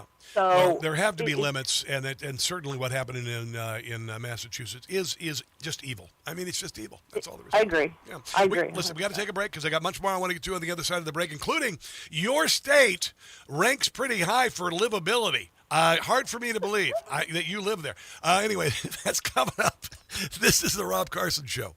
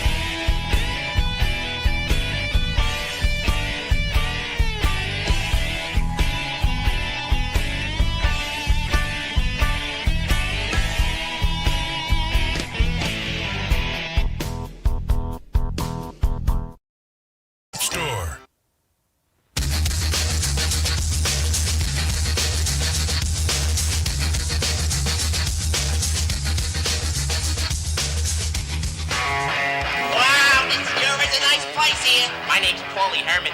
I'm from Jersey. Are you from Jersey? I'm from Jersey. You know, I remember that bit from SNL, and I watched it this morning to get that soundbite, and man, that sucked. That was just not even funny. there was a period of time where everybody just loved to trash Jersey, just loved to trash it. I know. And that's all they did was trash it. And then, honestly, as much as I can't stand it now, Springsteen came along and made Jersey cool, and everybody realized, oh, Frank Sinatra's from New Jersey, Whitney Houston's Now from the New only Jersey. people trashing New Jersey are Democrats. Or people who grew up here. Yeah. So you sent me this, the Garden State ranks number 2 among best states to live. Okay, I understand it's beautiful, but your property taxes are stupid. Oh, they're insane. They're absolutely insane. But caveat, if you're moving here from New York, where your expenses are insane, New Jersey is affordable to you. If you're moving here from North Korea, it's beautiful. Exactly. I mean, the state is beautiful. Yeah. It's great. The northwest part of the state, you've got the mountains, you've got the Watchung Mountains, that's part of the Appalachian Trail. You've got, you've got the shore, 128 miles of shoreline, and it's beautiful. And people are sitting out there. Somebody was just sitting out there the other day, posted on our town's page the whales. Breaching. Wow. They feed off the coast. Wow. In the winter, we get the snowy owls and the seals, and they hang out on the dock and stuff. So that part of it's beautiful, and then you move further in, and it's all horse country. I grew up in horse country in the foothills of the Watchung Mountains. And the diners, you told me about the diners. I got to make it up to a Jersey diner. More diners per capita in other states, but a lot of them are closing now because the young people don't go to the diners. Young people don't hang out at diners the way we did at 2:00 in the morning. They don't do that. They don't go. And the weird pizza. Well, tell me your pizza again. Your pizza. You're telling me the New Jersey pizza. Oh, well, there's nothing weird about it. It's just Jersey pizza. You have this option for thin crust, which is almost like a cracker crust. Well, cracker really crust, thin. there you go. It's like a St. Louis crust. And it's really great because you get to eat more of the toppings then. Well, this is like a St. Louis pizza. Like there's a place called Emo's, and it's cracker crust, and a lot of people don't like it, and it's got this cheese. It's called Provel, which is kind of gummy and gooey. I friggin' love it. So I understand that. Idaho beat you guys, though. I can see that, but California's dumping into Idaho, so they'll crap that up. Yeah, I saw my home state of Iowa got 11. I don't know how. Iowa's a great place to grow up, and it's a great place if you're farming, I guess, maybe Des Moines. Missouri, I lived in Missouri, at number 30. Kansas, 24. How in the hell is that possible? How is Kansas ahead of Missouri? Kansas is, I lived there for 10 years, and nothing against you Kansas people, but what the hell are you thinking? Yeah, but you were in a bad place in your life. Yeah. So that probably colors that just a tad. I suppose. You see, Massachusetts is 4. I don't even know how you live in Massachusetts. I guess it's the natural beauty, right? Yeah, well, see, that's the thing. It's like New Jersey. My God, like you said, the property tax is such a mess. But I had to go into the city, so I got on the ferry. We went right by the Statue of Liberty. Yeah. And, like you see Lower Manhattan in front of you, and it's beautiful, right? I mean, how many people get to commute to work on a ferry, right? Yeah, Delaware at 32. I thought Delaware would be higher. I like Delaware. Delaware is Iowa meets the beach. It is. Yeah, to me, Delaware is just kind of vanilla. Like, what is Delaware? It has no identity. Wyoming is number 6. There's no way you'd have me live in Wyoming. It is too rural and too cold in the wintertime. Did you see that Michigan's number 3? Michigan's lovely, I hear. Yeah, I don't know much about Michigan, but I would move to Wyoming if I could move to the western part of Wyoming. Really? But it's expensive right now because I love the seasons. I don't mind cold weather at all because I figure you can always put more clothes on. You can only take so much off, and the older I get, the less I can take off. So to me, winter is. I'm at that point in life where winter is my friend because I can, wear a lot of clothing and baggy clothing, etc. And I have friends who live in Wyoming who moved from New Jersey to Wyoming, and they love it. I like winter when you get a big snow, and for about a week you kind of get snowed in. Otherwise, winter can stick it. I don't like winter at all. MySpace is considering a revival. Did you ever have? I had a MySpace page for about a week, and it was so difficult to use. It was the first one, and it was the dawn of social media, and it was a pain in the butt. And my MySpace profile might still be out there. They're talking about bringing back. The brothers who created it, Tim and Chris Vanderhook, said they want to create a platform that feels different from current social media platforms, which many users complain are too focused on algorithms and are designed to encourage endless scrolling. I don't know, maybe there's a place for it. What do you think? Yeah, maybe. I did not have a MySpace page, so I was late to the game. But I saw the article, and it made me realize I still have a MeWe account. I have a Parler account. Oh, God. So I got back on them. I found my passwords. I got back on them. I'm like, hey, I've been gone for a couple of years. Anything new? Anything happened while I was gone? Did anybody reply? I don't know. I have to go back and look. I didn't even go back and look. Oh, my God. I had a Parler account, and it was banned in 2020, like my Facebook page. I don't know. Parler was supposed to be a place you could express yourself and all that, but they took me down for some stupid reason. I have no idea. I actually asked Jason Miller about it because he was involved with Dan Bongino in that, and he had no idea why I'd be removed from Parler, but I was. I don't know. Jason Miller got me my red check mark on Getter. I was interviewing him, and I go, hey, what do I have to do to get a red check mark? Oh, and so he just gave you one. Good. Nice. All right, Barry Walter, it was great talking to you as always. I'm sorry we missed last week. I was driving across the country to Kansas with my daughter, and it was actually kind of fun. Stopped at Buc-ee's for the first time. Holy hell, have you ever been? Where are they going to put a Buc-ee's in New Jersey? I don't know if you know this, but we're full. Mary. It is the greatest thing. I'm going to buy stock. I swear to God in heaven. We'll talk about it later. Tell everybody where they can find your awesome online presence. Just look for Mary Walter Radio on socials, and the podcast is Tuesday nights live on Rumble, YouTube, Getter. Audio's on Apple Podcasts, Spotify, and Spreaker. All right, girl. Have a glorious weekend. God bless you. We'll talk soon. Thanks. You too. All right, let's take a break and come back. This is the Rob Carson Show.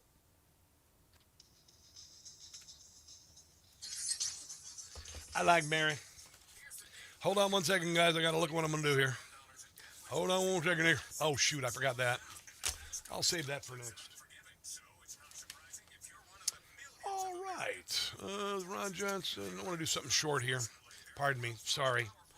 Got to do something real quick. No, don't want to do that. Give me one second.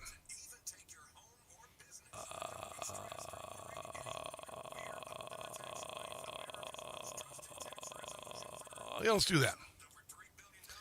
Give me one second, guys. Catch. Don't. No, don't want that. Sorry. Catch. Son of a gun. I apologize.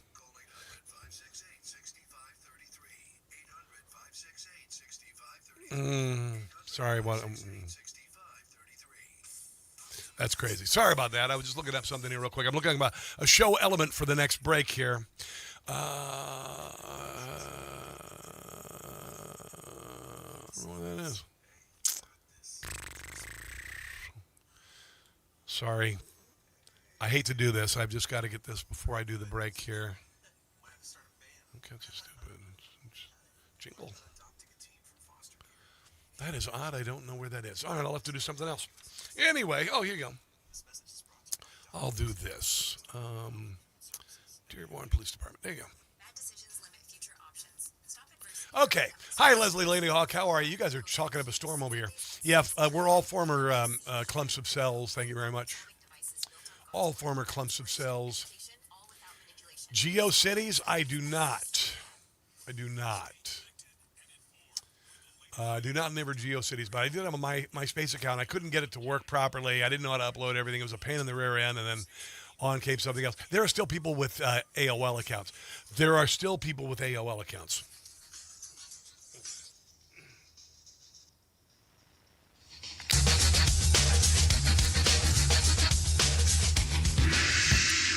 Yeah, this is Rob Carson Show on a Friday.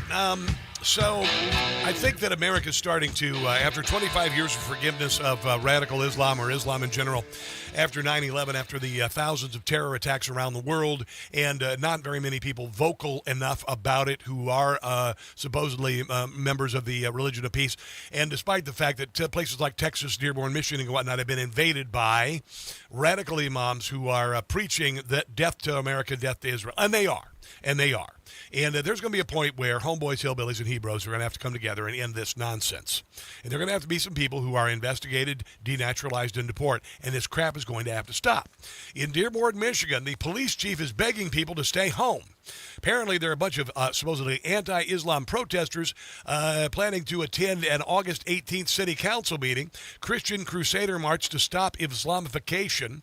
Really? Would they really stop an Islam march? Because they've done a bunch of those where they held up anti-Israel signs in Dearborn. They had these marches where they were chanting Muslims, death to America, on Al-Quds Day in Dearborn, Michigan, and all this. But the Christians want to go there and say, we're tired of you taking over our country with Sharia law, and we know that Islam is a political movement and not necessarily a faith. It's a domination. That's what it is. So the police chief is trying to keep this thing from happening. I hope that homeboys, hillbillies, and Hebrews get together and peacefully protest, because we actually peacefully protest. The left never peacefully protests. Here is the Dearborn police chief. His name is Issa Shaheen. I'm Chief Issa Shaheen, Hold it, and we're aware that individuals and groups... Hold on one second. I got it right here. Here he is.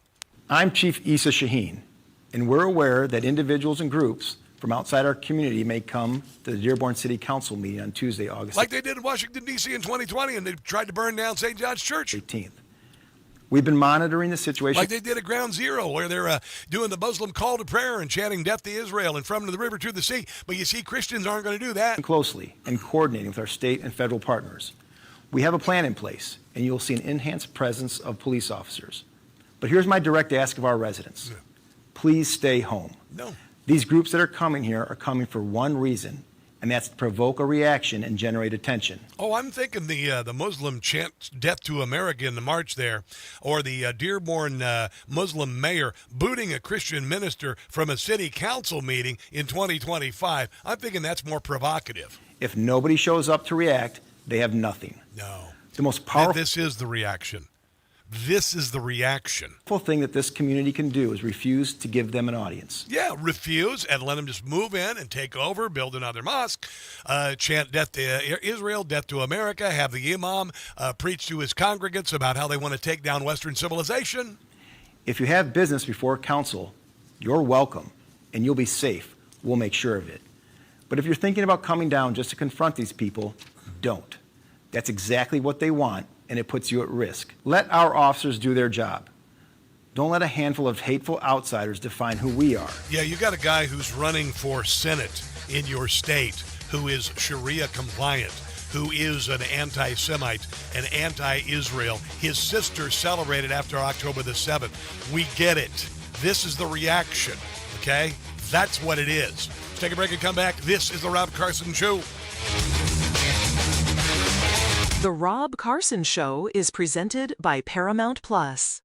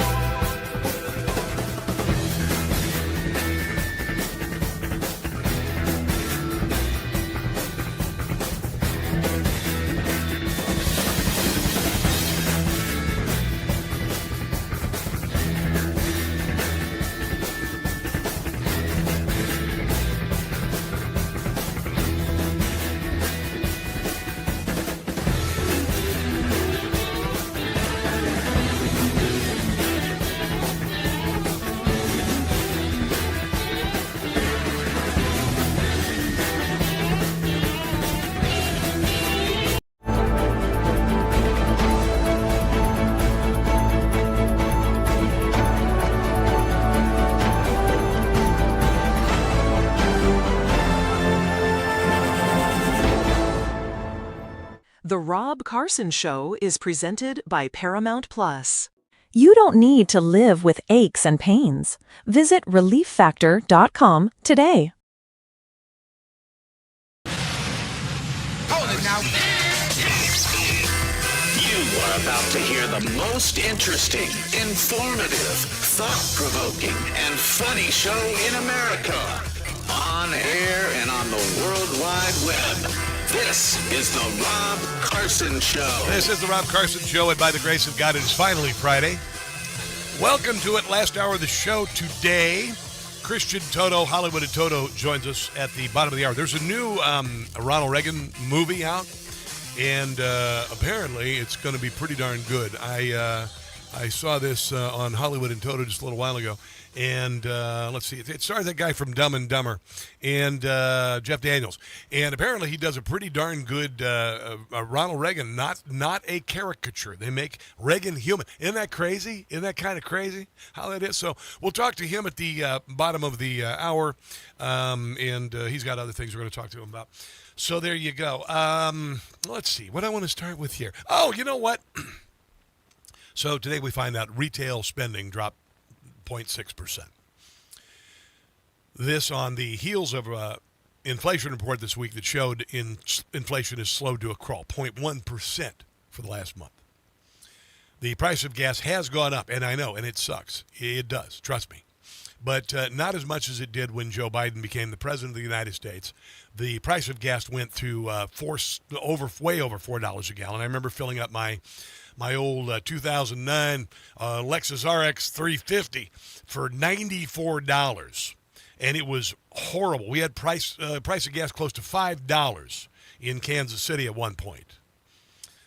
Somebody mentioned the other day, Michael Charbonne, he mentioned this yesterday. He goes, Rob, I really appreciated you explaining how inflation affected you, because there's nobody in punditry, I'm not a pundit, in conservative talk or entertainment who has a better grasp on it. There's nobody on The View, they're not conservative, there's nobody on The View who understands how damned expensive groceries are and what it means. That you cannot buy a loaf of bread, really? I mean, unless you try real hard, a loaf of bread under $4 now. I went to a place called Giant locally, and I was just looking for some cheap bread. And even the cheapest white bread, $4. $4. Remember Wonder Bread when we were kids? Remember Wonder Bread? And they used to, I'm just talking to Gen X real quick here. They used to put these little temporary tattoos in the Wonder Bread, under the Wonder Bread, under the bottom of the Wonder Bread, and you'd fight over them and everything. It's back when they put toys in cereal boxes, like submarines that were powered by baking soda. Remember that? Wasn't that cool? You know, you'd hold the box up, and you'd fold the box, you'd so you could see under the cereal, above the cereal, to get down to the packet with the toy, and then you go, where the hell is the toy? And you realize your dad took it.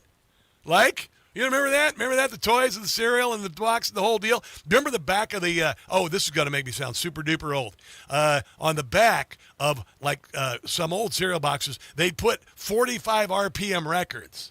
Literally on they formed plastic on the back that would it was a record. Okay, now I'm way off balance here. Way off of the, way off of the inflation talk.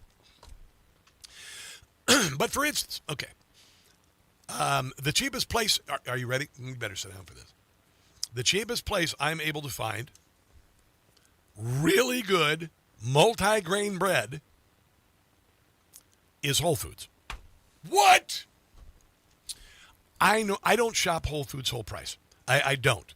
But I go to Whole Foods in the mornings because at around 7 o'clock or so, they've got all the fresh cut fruit. A lot of it's half off. Prepared foods, half off. Prepared chicken breast, half off. Prepared sandwiches, half off. And they've got this wonderful 12-grain bread over there, and it's $2.69 a loaf. It's $2.69 a loaf. And I'll be honest, I buy it because I feed the birds in my apartment complex with the whole wheat bread. I know, whatever. And yes, DC42 on Rumble. I know Aldi has better prices. I know Aldi. I know Walmart. I know when to go to Walmart for the yellow stickers. I know where. I know Aldi. I know Trader Joe's. I know Giant. I know Kroger. I know everything. I know everything. And I watched everything explode when Joe Biden was the president. And I watched a house that we bought for $239,000 in 2019. You couldn't get into it for $400,000 now. You couldn't get into it for $400,000 under Joe Biden. And I saw chicken breast go from $1.88 at Walmart to $2.98 on sale. And I saw salmon go from $7.99 to $12.99. And I saw ribeye steak on sale, used to be $9.99, go to $15.99. And filet go to $24.99. And it became absolutely unaffordable. And it was under Joe Biden's presidency. That's what happened. He blew up inflation by blowing up the federal government, the spending 40% so they could loot the Treasury. And then they did the green energy stupidity. Where are all the postal vehicles? Joe Biden was going to replace all of America's postal vehicles with electric vehicles. First of all, it'll never work because they're crap. They won't run in the winter in places like Minnesota or Michigan or, wherever. Where the hell are all those damn vehicles? Where's the $8 billion worth of vehicles, Joey? Where the hell are they, man? They never happen. Where are all the charging stations? Where are all the charging stations? Billions of dollars for charging stations. They built like 3 of them. And each one of them cost $10 million. Nobody seems to give a flying crap about how badly we were abused and how much we suffered. I saw people, numbers of people. I remember Elton, Janice. There was another lady, I can't remember her name, came out of retirement to work the checkout or work the Walmart, the Sam's Club, leaving Sam's Club because they couldn't afford to live on Social Security, so they had to go and work themselves to death. And I remember going to Walmart or to Sam's Club. Where's Elton? He died. Where's Janice? Well, she passed away. So the last moments on earth, they were spent working in the grocery store till they were exhausted and then ultimately passed away. There you go. There's your happy retirement. That happened under Joe Biden. I witnessed it. I'm not forgetting it. Rob Finnerty did a brilliant monologue. I texted him about this today. His monologues have really crystallized. And he did a terrific comparison. I was a little boy when Jimmy Carter was president. I remember the gas lines. He was a what's the word I'm looking for? Turd of a president is what I was looking for.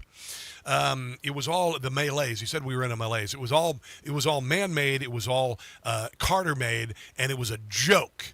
And now the Ronald Reagan came in, and the first 2 years of Reagan's presidency, he was blamed for the awfulness that Jimmy Carter caused. And they're doing the same damned thing that they did to Carter to Donald Trump following Joe Biden's absolutely destructive presidency. The Trump presidency isn't over.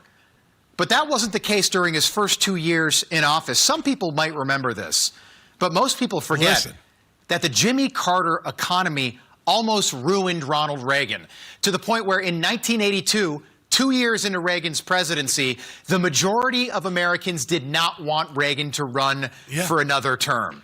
Think about that. Yeah. And the same thing is happening again right now to Donald Trump. And the mainstream media, the same media that lied about the Reagan economy back then are lying about the Trump economy now. They are. Back then in 1982, the Washington Post blamed the Jimmy Carter economy on Reagan, calling it the Reagan recession. And just yesterday, the Washington Post said that inflation is still too high at 3.4%. Are you kidding me? Yeah. They never said it was high when Biden was president, and it was over 9%. Think about that. Yeah. In 1982, the New York Times called the economy bleak. But just yesterday, the New York Times wrote that energy prices are still too high. Are you noticing a pattern here? Yeah, are you seeing what they do? Yeah, the largest drop in drug prices in 60 years have happened under this administration. You've got things like, fertility treatments, now 1/10 of what they used to be, all sorts of drugs, at 1/10 of what they used to be. You've got people not paying tax on tips. You've got people not paying tax on Social Security, unbelievable growth in industry and whatnot. And all the left can do is lie about it or attempt to make it the remnants and the inflation that Joe Biden caused. See, once you raise inflation 30% during your administration, Joe Biden, You can't just bring prices back to when Donald Trump was the president, because now everything is more expensive. Here's more from Rob Finnerty. The media are deliberately pretending that Joe Biden was never president, that gas prices did not hit an all-time high they did. under Joe Biden. I remember. That mortgage rates did not hit an all-time high under Joe Biden. I saw used cars. You used to be able to buy a good used car for $12,000, $15,000. An average used car is now about $30K. Biden. That inflation did not hit 9% under Joe Biden. Instead, they're blaming it all on Donald Trump. Yeah. Isn't that easy? I know. And they did the same thing under Reagan. The media just pretended. 2019, you could buy a Toyota Highlander XLE, nicely fit, 36, 37,000. They're 55 now. That Jimmy Carter was never president. That gas lines didn't happen. That the Iran hostage crisis didn't happen. That Jimmy Carter never told Americans to turn down the heat and put on a cardigan. Zohran Mandami said that about air conditioning. He said you got to turn it off. Us must learn to waste less energy. Simply by keeping our thermostats, for instance, at 65 degrees in the daytime and 55 degrees at night, we could save half the current shortage of natural gas. If we learn to live thriftily and remember the importance of helping our neighbors, then we can find ways to adjust. Oh my God, he was terrible. He was absolutely terrible. I barely remember. Like I said, I was watching Happy Days, riding a Schwinn Stingray. Thank you very much, another Gen X representing here, and who didn't have the plywood on the cinder blocks for the Evel Knievel ramp where you jumped over your friend. Anyway, the mic drop from Finnerty comes up next, and he makes an analysis about why there are no back-to-back Democrat presidents. Have you noticed that? They're never back-to-back Democrat presidents. I wonder why that is. Yeah, we'll share that on the other side of the break. This is the Rob Carson Show.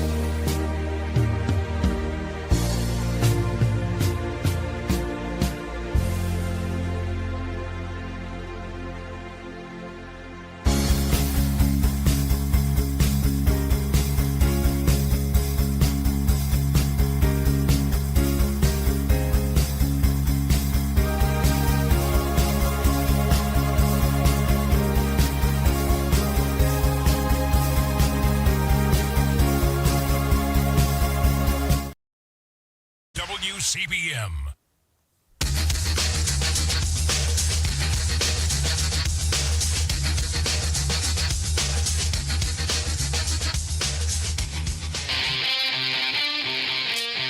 So, we'll get back to the Rob Finnerty in a second. I've endured a few sleepless nights the last few months. And last night I had the first good night's sleep that I've had since my daughter left. And it was pretty remarkable. I've told you about Ghost Bed. And, I see a lot of posts about Ghost Bed, particularly on Facebook, and I always chime in because it's the best mattress I've ever had. Last night I got under the covers and I just needed a good night's sleep, and I got some news yesterday. It was very positive. And I laid there and I watched a little bit of YouTube TV, and I found myself drifting off. This is about 10:30. That's usually really late. Now, normally I wake up at 6-ish. And I wake up this morning and it felt like there was a weight off of my chest. And the sun was coming through the shades, and I looked at my phone there, and it was 7:20. I never sleep to 7:20. I've told you about Ghost Bed. I'm telling you, you need to investigate Ghost Bed. There used to be a day where you'd have to go out and get a mattress and box springs and all that crap. You don't need it. I've got a metal frame. I've got a Ghost Bed mattress, and it's the best. I mean, it's summer, and I have a comforter on me, and that bed keeps me cool. In the wintertime, I got a comfort on me, and that bed keeps me warm. It is ridiculous. Just go right now to ghostbed.com and /Carson and look at that bed. It is, the bed I have is spectacular. Would you like to get in my bed? Here, let me see which one it is here. Ghost Bed, real quick. I'm going to do it real quick. This is, I was just thinking about this. Ghost Bed. So go to ghostbed.com /Carson. You want to save some money on it.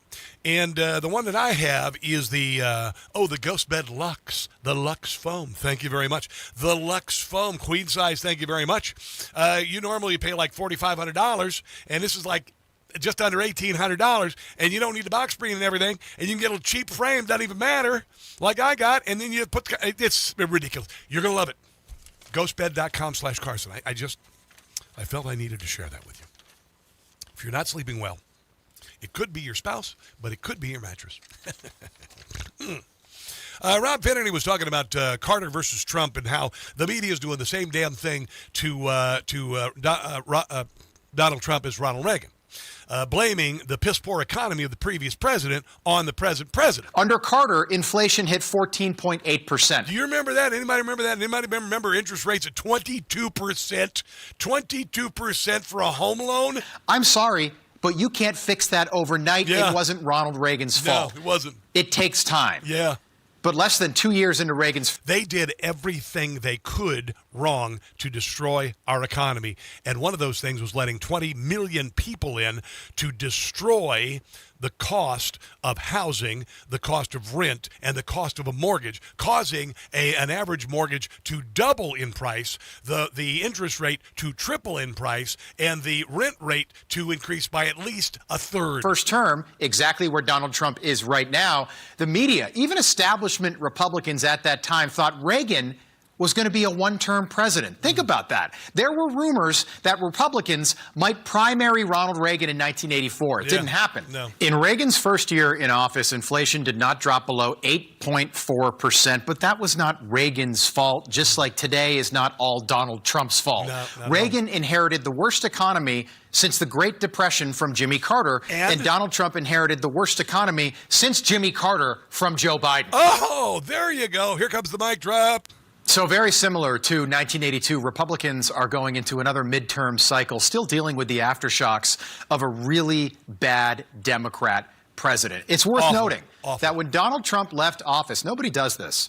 When he left office in 2021, inflation was 2.4%. Can you believe that? Gas was $2.39 a gallon. Yeah, can you believe that? Mortgage rates were at an all-time low. Yeah, we got in at 2.9%. Put another way, Donald Trump handed Joe Biden one of the best economies in American history, and then Joe and Kamala ruined it with mandates and lockdowns and complete stupidity, to the point where Joe Biden is now compared to Jimmy Carter. That's his legacy. And Donald Trump is now being compared to Ronald Reagan. And the economy is going to come back. It's already started, but it's going to take time, just like it did in 1982. But think about it like this. Listen to this. Listen. There is a reason that no living Democrat president has handed over the White House to another Democrat president since 1857. Why is that? Because Democrats start wars and destroy the economy, which is why the American people never elect two in a row. Oh, my goodness. Rob Finnerty on Newsmax. Ka-boom! Here's the Prezi. Supreme Court just ruled for me. Injunctions now a history. The market just hit an all-time high. Told NATO they must be fair. They've got to pay a bigger share. They do. I caught CNN and another lie. And MS Now. I made a trade deal with China. Yes, it was quite a tremendous week. 8 peace deals, too, here. I have a question that I'd like to ask What's you. that? What? Your answer is something I seek. Well, go ahead and ask it. How do you like me now? A lot. How do you like me now? Now that I'm on a roll. Come on. I'm sure that I'll be surging in each and every poll. Brokered a ceasefire. People ask me how. Look at what we've done. How do you like me now? What I'm amazed by is... How do you like me now? You know, Ronald Reagan always kept his chin up, you know, and he was always positive. He'd respond with humor and whatever. The vitriol and the attacks against Donald Trump have been far more vicious to the, you know, you calling him Nazi and white supremacist and fascist and all of these things. And then, of course, the 5 assassination attempts. It is I'm just so thoroughly done with it all. I'm thoroughly done with it all. And that this president could still have the energy that he does to go around the world and to do campaign stops and to do long cabinet meetings where things are actually done, where cabinet secretaries are not sitting there like kindergartners with Jill Biden at the end of the damn table. We've got people in office and people in the cabinet who are getting things done, gutting this corrupt government of its awful, filthy corruptness, lowering the price of drugs, ending this massive terrorist threat of Iran around the world we've had to deal with for 47 years. And as far as the media just reporting negative news, y'all can suck it. Because honestly, done with you. And, you know, for those of you who don't think we're motivated to vote, and people who tell me, I don't know if Republicans are, we're motivated to vote. We're not letting this go, and we're not ceding it to the Democrats midterm. So buck up. All right, Christian Toto joins us next. Don't go anywhere. The Rob Carson Show is presented by Paramount Plus. This isn't the end of a fight. It's the start of one. Lioness, the critically acclaimed original series from Taylor Sheridan, returns August 2nd only on Paramount Plus. It's the new season. Hidden networks, foreign operatives, and personal betrayals collide while Joe walks the line between duty and family. Don't miss Lioness, starring Zoe Saldana, Michael Kelly, with Morgan Freeman and Nicole Kidman. Now streaming on Paramount Plus.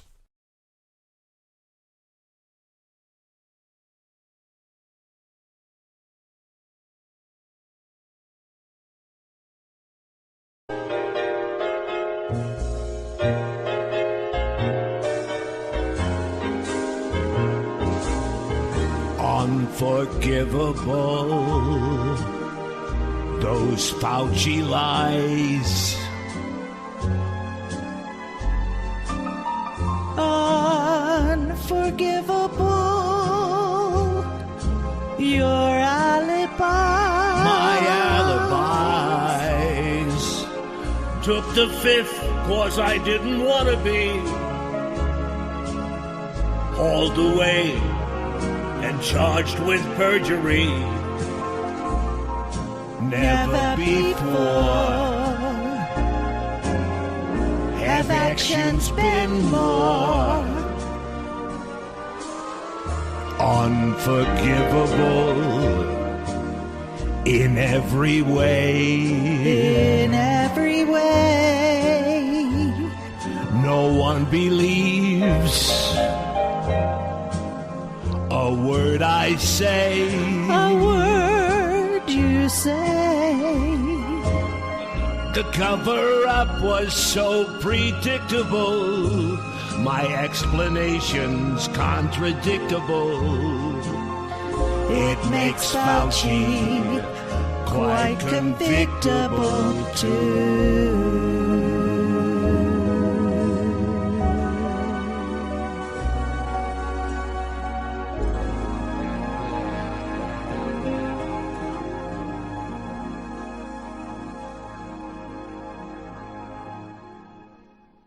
Doug took Relief Factor for nearly a year before convincing his wife, a special needs teacher, to try it. She had been using assistance just to move through the long hallway at school. Now she's back on her feet every day. Never had to leave the job she loves. I can attest to this. I ride my mountain bike every weekend from 30 to 50 miles. I lift weights, and I'm lifting heavier than I did when I was 30 without pain. People like Doug make it easy to find out if you'll be the next person telling us Relief Factor gave you what you love. 3 weeks for just $17.76. Simply go to relieffactor.com or call 800-4RELIEF. We hope you'll be sharing your story with us too. relieffactor.com or 1-800-4RELIEF.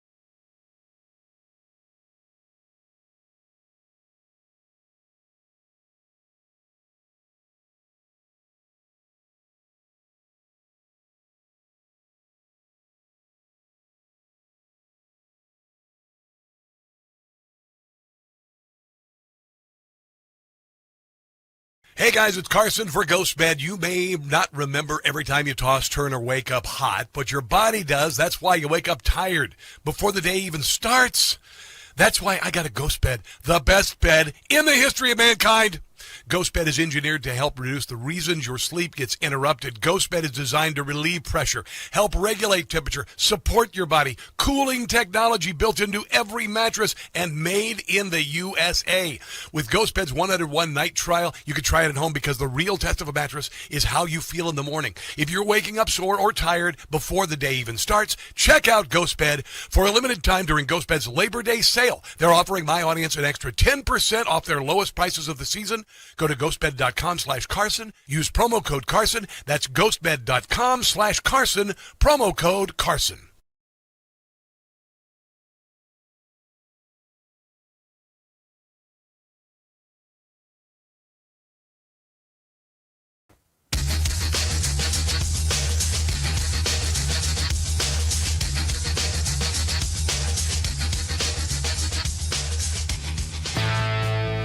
Friday, 2:35 Eastern Standard Time means one thing.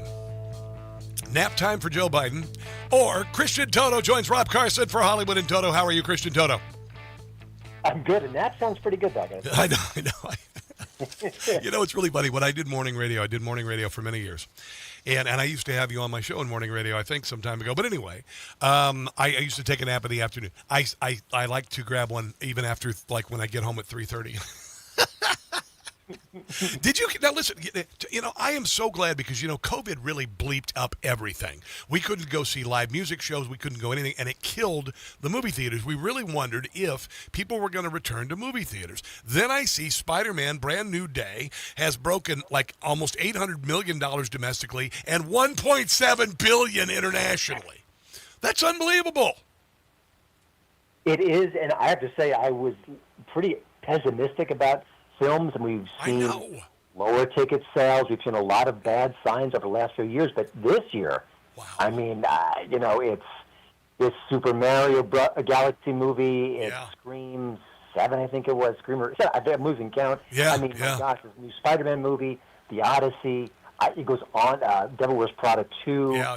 Toy Story 5. This has been a massive year, and we haven't even seen Dune 3. We haven't seen Avengers Doomsday. I mean, there are more big films coming our way. So It's encouraging to me. It means that people do want to see things in theater again. And let's look at those indie horror movies. Obsession and don't ask me because I hate horror movies. Anyway, they were tiny budget. They were massive hits. Yeah, well, that helped people too. That helped people bring back kids to theaters. There's nothing wrong with being in a theater. It's a wonderful experience. I love it. I love it. A couple of other things. My son always keeps me abreast of. He's like, oh yeah, I know Spider-Man made a lot of money, but you know how much money that Grand Theft Auto, GTA 6 is going to make? Do you know what they think that's going to make the first week it sells in November? $5.2 billion. Prediction. It's going to be at least 10 more billion for a friggin' video game. And now this new version, my son says is over $100. It is amazing, and it's something, listen, I don't cover video games for what I do. I know. And I feel a bit like a dinosaur. Unless they did a new Miss Pac-Man, then you'd be all over it. Hey, it's my first crush. Come on, leave her alone. But you look at Gen Z, and even millennials to some degree, and late stage Gen Xers. Really, we were at the beginning of video games. We had to put quarters in machines. We actually spent more to play video games than kids do now. Oh yeah. Seriously, dude. We did. You get stuff for free, but then you have to pay for the skins and all the different levels. So. Yes, but it has become second nature. My son plays a game controller like you would drive a car. You would only think twice where your thumbs are and everything. Meanwhile, I'm like, where do I hit the X now? What the hell do I do? But it is remarkable what massive money that is. And when you look at the creative process. Very similar to that in movies, and they also use actors, they use actor voices, and all of this stuff, and they convert movies into so there's a crossover. But the real money is in video games. I mean, the real money seems to be in video games, but at least film's making the comeback. Go ahead. Well, also, I mean, just look at the movies. Last year, a Minecraft movie was a huge hit. Yeah. Sonic the Hedgehog. So they've been successfully taking those video games and making them into feature films. And that's helped too. Yeah. So a couple of things. Rosie O'Donnell's going to be making a return to the Kimmel Show for, I guess, a week. She's gotten a facelift, and admittedly, she looks better, comparatively to whatever. I wish they had a soul lift. Don't you? Because her soul is still dark and wrinkly. It's amazing. It's actually been a really. I'm glad she's here, and I'm glad she's doing lots of news interviews because. It is exposing all these different journalists who talk to her and sit there with a smug look on their face, or they don't fact check her, or they say, excuse me, Miss O'Donnell, you just said this. I don't think there's any basis in reality. Can you maybe back that up a little bit? They just sit there nodding along and absolutely destroying their own credibility while she goes cuckoo for Cocoa Puffs. It's amazing. She's got, is this true, a new one-woman show called It's Funny to Be Re-Famous at 64? Could she be funny again? I haven't seen her be funny. I think most Gen Zers never knew her as funny. Yeah, I think about Whoopi Goldberg, who was funny back in the day. Yeah. Even Joy Behar. I'm assuming that she was funny. I've never seen it. Isn't interesting? All three of them, very big names in stand-up comedy, and now have nothing to do with it. George Carlin was a comedian in his entire career. Dave Chappelle's been a comedian his entire career. Why is that? I think it's uniquely female.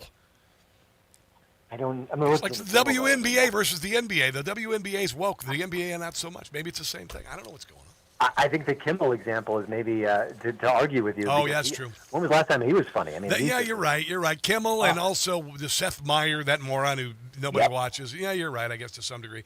Rosie O'Donnell also admitted she got a tattoo in honor of her child, Clay, who came out as non-binary. When he was 10, or she was, I have no friggin' clue. I don't know. Did you have a PP or an innie or an outie? I have no idea.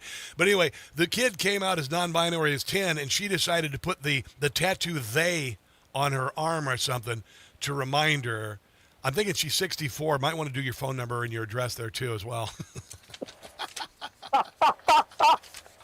Joe Biden, I think, had that done. Christian. And his name, your name is Joe. Your wife is Jill.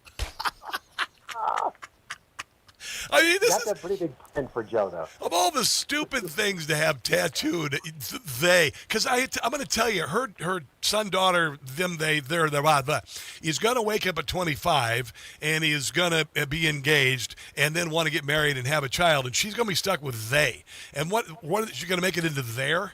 What is she going to make a THEY into? It's the dumbest Well, she can put the word regret next to it. There you go. Oh, my God. It's eluded. I got another story, and then on the other side of the break, I want to talk about The Brink of War, the Ronald Reagan movie that you say is pretty good. It's not a caricature.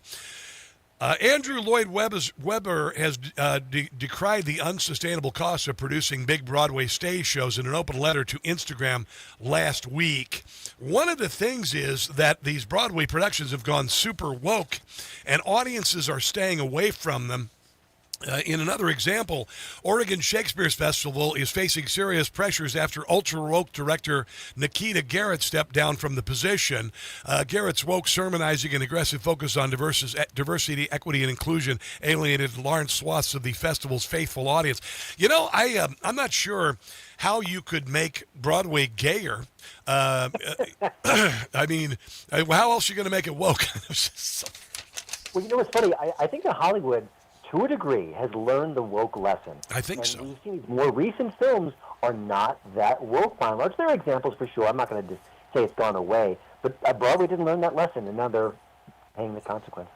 I also heard there was a large movie company, I don't know which studio, considering a move to Texas. That was a rumor I heard. I'll have to look it up here real quick. I heard this. Maybe you have heard it. I'm not sure. But I heard one of the big studios was thinking about moving to Texas. I wouldn't blame them. Let's continue the conversation on the other break. Make sure on the other side of the break, HollywoodandToto.com is where you can find Christian Toto. HollywoodandToto.com. Also on YouTube, Hollywood and Toto. Let's take a break and come back. This is The Rob Carson Show.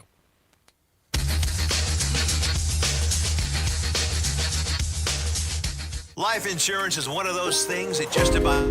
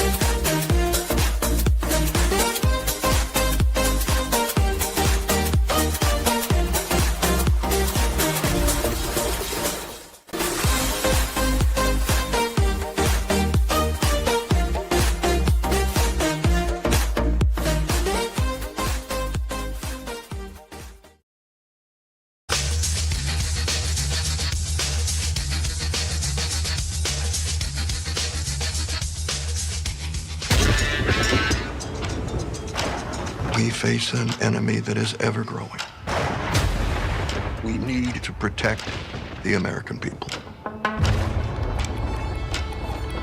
President Reagan, you got us here, sir. You got the Russians to the table. Gorbachev came to play. But if we fail here, there will be war. Wow. Well, this actually looks really... The brink of war. Jeff Daniels playing Ronald Reagan. Of all things, you wrote about this on Hollywood in Toto, Christian Toto. You say it's not... It makes him human, not a caricature. Absolutely, yeah. It's very respectful. I mean, it shows him being folksy and smart and having wisdom and being a little stubborn and having some other character traits that make him human. Yeah. And again, Jeff Daniels, who's a very good actor, is very progressive, very on the left. And listen, kudos to him for taking the role, which maybe made him a little uncomfortable, perhaps. But listen, 40 years have passed, and we can maybe look at Reagan through a more intellectual lens and see what he accomplished and why he was so consequential. And listen, this movie's a little talky for sure. It's set in one room for a while. Those are things that are not exactly cinematic. I think they do the best they can with it, but it's a good film. And if you don't remember that period of history, or if you wanted a refresher course, it works on that level too. And Jared Harris, by the way, is excellent as Gorbachev. So two really strong performances, and it enters the movie. Well, if he decided to do a Joe Biden movie, he could just redo his Dumb and Dumber character. Just do the same thing. By the way, do you remember that they were toying with a movie about Reagan, as a comedy about Reagan in the White House in his final years, being suffering from dementia or Alzheimer's. Not that a good was going to be a comedy, and Will Ferrell was allegedly attached. He backed out in a New York Minute once the news hit the web. Yeah. But that was a project that was real, that was talked about. And by the way, when it comes to dementia, you saw a little shades of the very beginning of forgetfulness with Ronald Reagan. Joe Biden's brain was already pudding when he became the president. By the way, I heard from my producer, Ken, we call him Redneck MacGyver. Angel Studios made Young Washington. I recently saw that there were no men kissing, so I'm imagining that's the studio moving to Texas. No, it is not. It is not. The major movie studio that might go, Texas has been named as one of the potential relocation states for historic Hollywood studio. Paramount has reportedly approved a plan to relocate the Hollywood studio from California. If Rob LaBonta, California's Attorney General, refuses to engage in settlement negotiations in his antitrust action. They're considering either going to Tennessee, Georgia, or Tejas. So it's not associated with the awfulness of California, the high taxes, the high regulation, and all that. I guess I don't know. Well, that's icing on the cake. Yeah, listen, it's a real thing. It's a possibility. You could say that maybe David Ellison, with this whole Paramount merger, is bluffing and trying to force California because their Attorney General is fighting that merger. But it wouldn't be a dumb move. There'd be a lot of benefits to moving elsewhere. I think that the shift away from Hollywood is happening, whether that occurs or not, because you can make movies anywhere. And, I think you get more diverse stories out of other states other than Hollywood. And you're wasting a lot of time building those old-timey Western town sets in Hollywood when you can just go to Texas. They're already there. Right. They're already there. A couple of other things you have in here. Joe Rogan likes Candace Owens. I want to ask you about this, and this isn't. It's I guess to some degree show business, but I mean what I do is I'm an entertainer. Tucker Carlson, Candace Owens. I don't even know where to start. I don't know. I don't even know where to start. But apparently Joe Rogan is on her side. Yeah, they were talking about the Charlie Kirk situation and the alleged killer. And Rogan was saying, well, I've heard a lot of her theories about that particular assassination, and they seem to make some sense. So they've got me thinking. Now, I'm with you when it comes to Carlson and Owens. I don't even know what to say. I don't even know what to start. I just wish as a society we can just completely ignore them. And I don't think we can because their followings are so massive and so many people are following that. I can't wrap my head around it. This isn't like, a pundit I like now has opinions I disagree with. It's not that. This is really vicious and vile and unprofessional and wackadoodle and pretty darn anti-Semitic. I don't lots get of bad it. things. I don't get it. Why, Tucker Carlson, glad-handed, almost made out with Hunter Biden, the filthiest scumbag in the history of scumbaggery. And he's glad-handing him, saying that oh yeah, the images of you with underage prostitutes on your laptop were placed there by Israeli intelligence. Oh, and you didn't actually leave them at a laptop repair place, did you? No, that was all bullcrap. Even though you were in a alcohol crack infused fog most of your adult life. I mean, I'm like. I used to actually enjoy listening to Tucker Carlson. I enjoyed watching his TV show. He's gone. He's dead to me. Yeah, I agree. I met Candace Owens probably about 10 years ago when she was a rising star. And I was like, God, she was smart, attractive, thoughtful. I said, this is someone of consequence. I don't recognize that person anymore. I just don't understand if it's just the money. They were already wealthy. I'm sure Tucker was extremely wealthy. I think he comes from wealth. Oh, of he course made tons of money in Fox News. Yeah. And then he went solo, and he was making, I'm sure he was making new kinds of money or new revenue streams. Yeah. So, I mean, the soul is poisoned. I mean, I think that's even a too generous way to describe it. I don't know. See, I've got this thing, and I think you do too. It's called common sense. And there are some people, and I think part of it has to do with his upbringing. He's a blue blood. He's a trust fund baby, and I don't think they have the same moral foundation that you or I do. So I'm not saying. Listen, my moral foundation has got some serious cracks in it. I'm not trying to say there have been times the building almost collapsed on itself, but Kristen, it was great to have you on, brother. One other thing, I was off last week. I was driving across the country. Have you ever been to a Buc-ee's? I wasn't even aware of Buc-ee's until 6 months ago. Now everyone's talking about them, and there's one like an hour away, so I've got to make the trek. Can I tell you? I'm not screwing with you. I know you probably have about as much life as I do. It's worth the drive. I'm not kidding. Okay. It's worth the. It's freaking spectacular. The food is great. The barbecue. It's an experience. If you're headed that way, or you just want to just drive. Go to a Buc-ee's. It's freaking amazing. Christian Toto, tell everybody where they can find your podcast and all your web presence. Yeah, just check out HollywoodInToto.com. You can find that via YouTube, Spotify, iTunes, wherever you find your finer podcasts. All right, have a glorious weekend, brother. It was nice to talk to you. Thanks. All right, let's take a break and come back. This is the Rob Carson Show.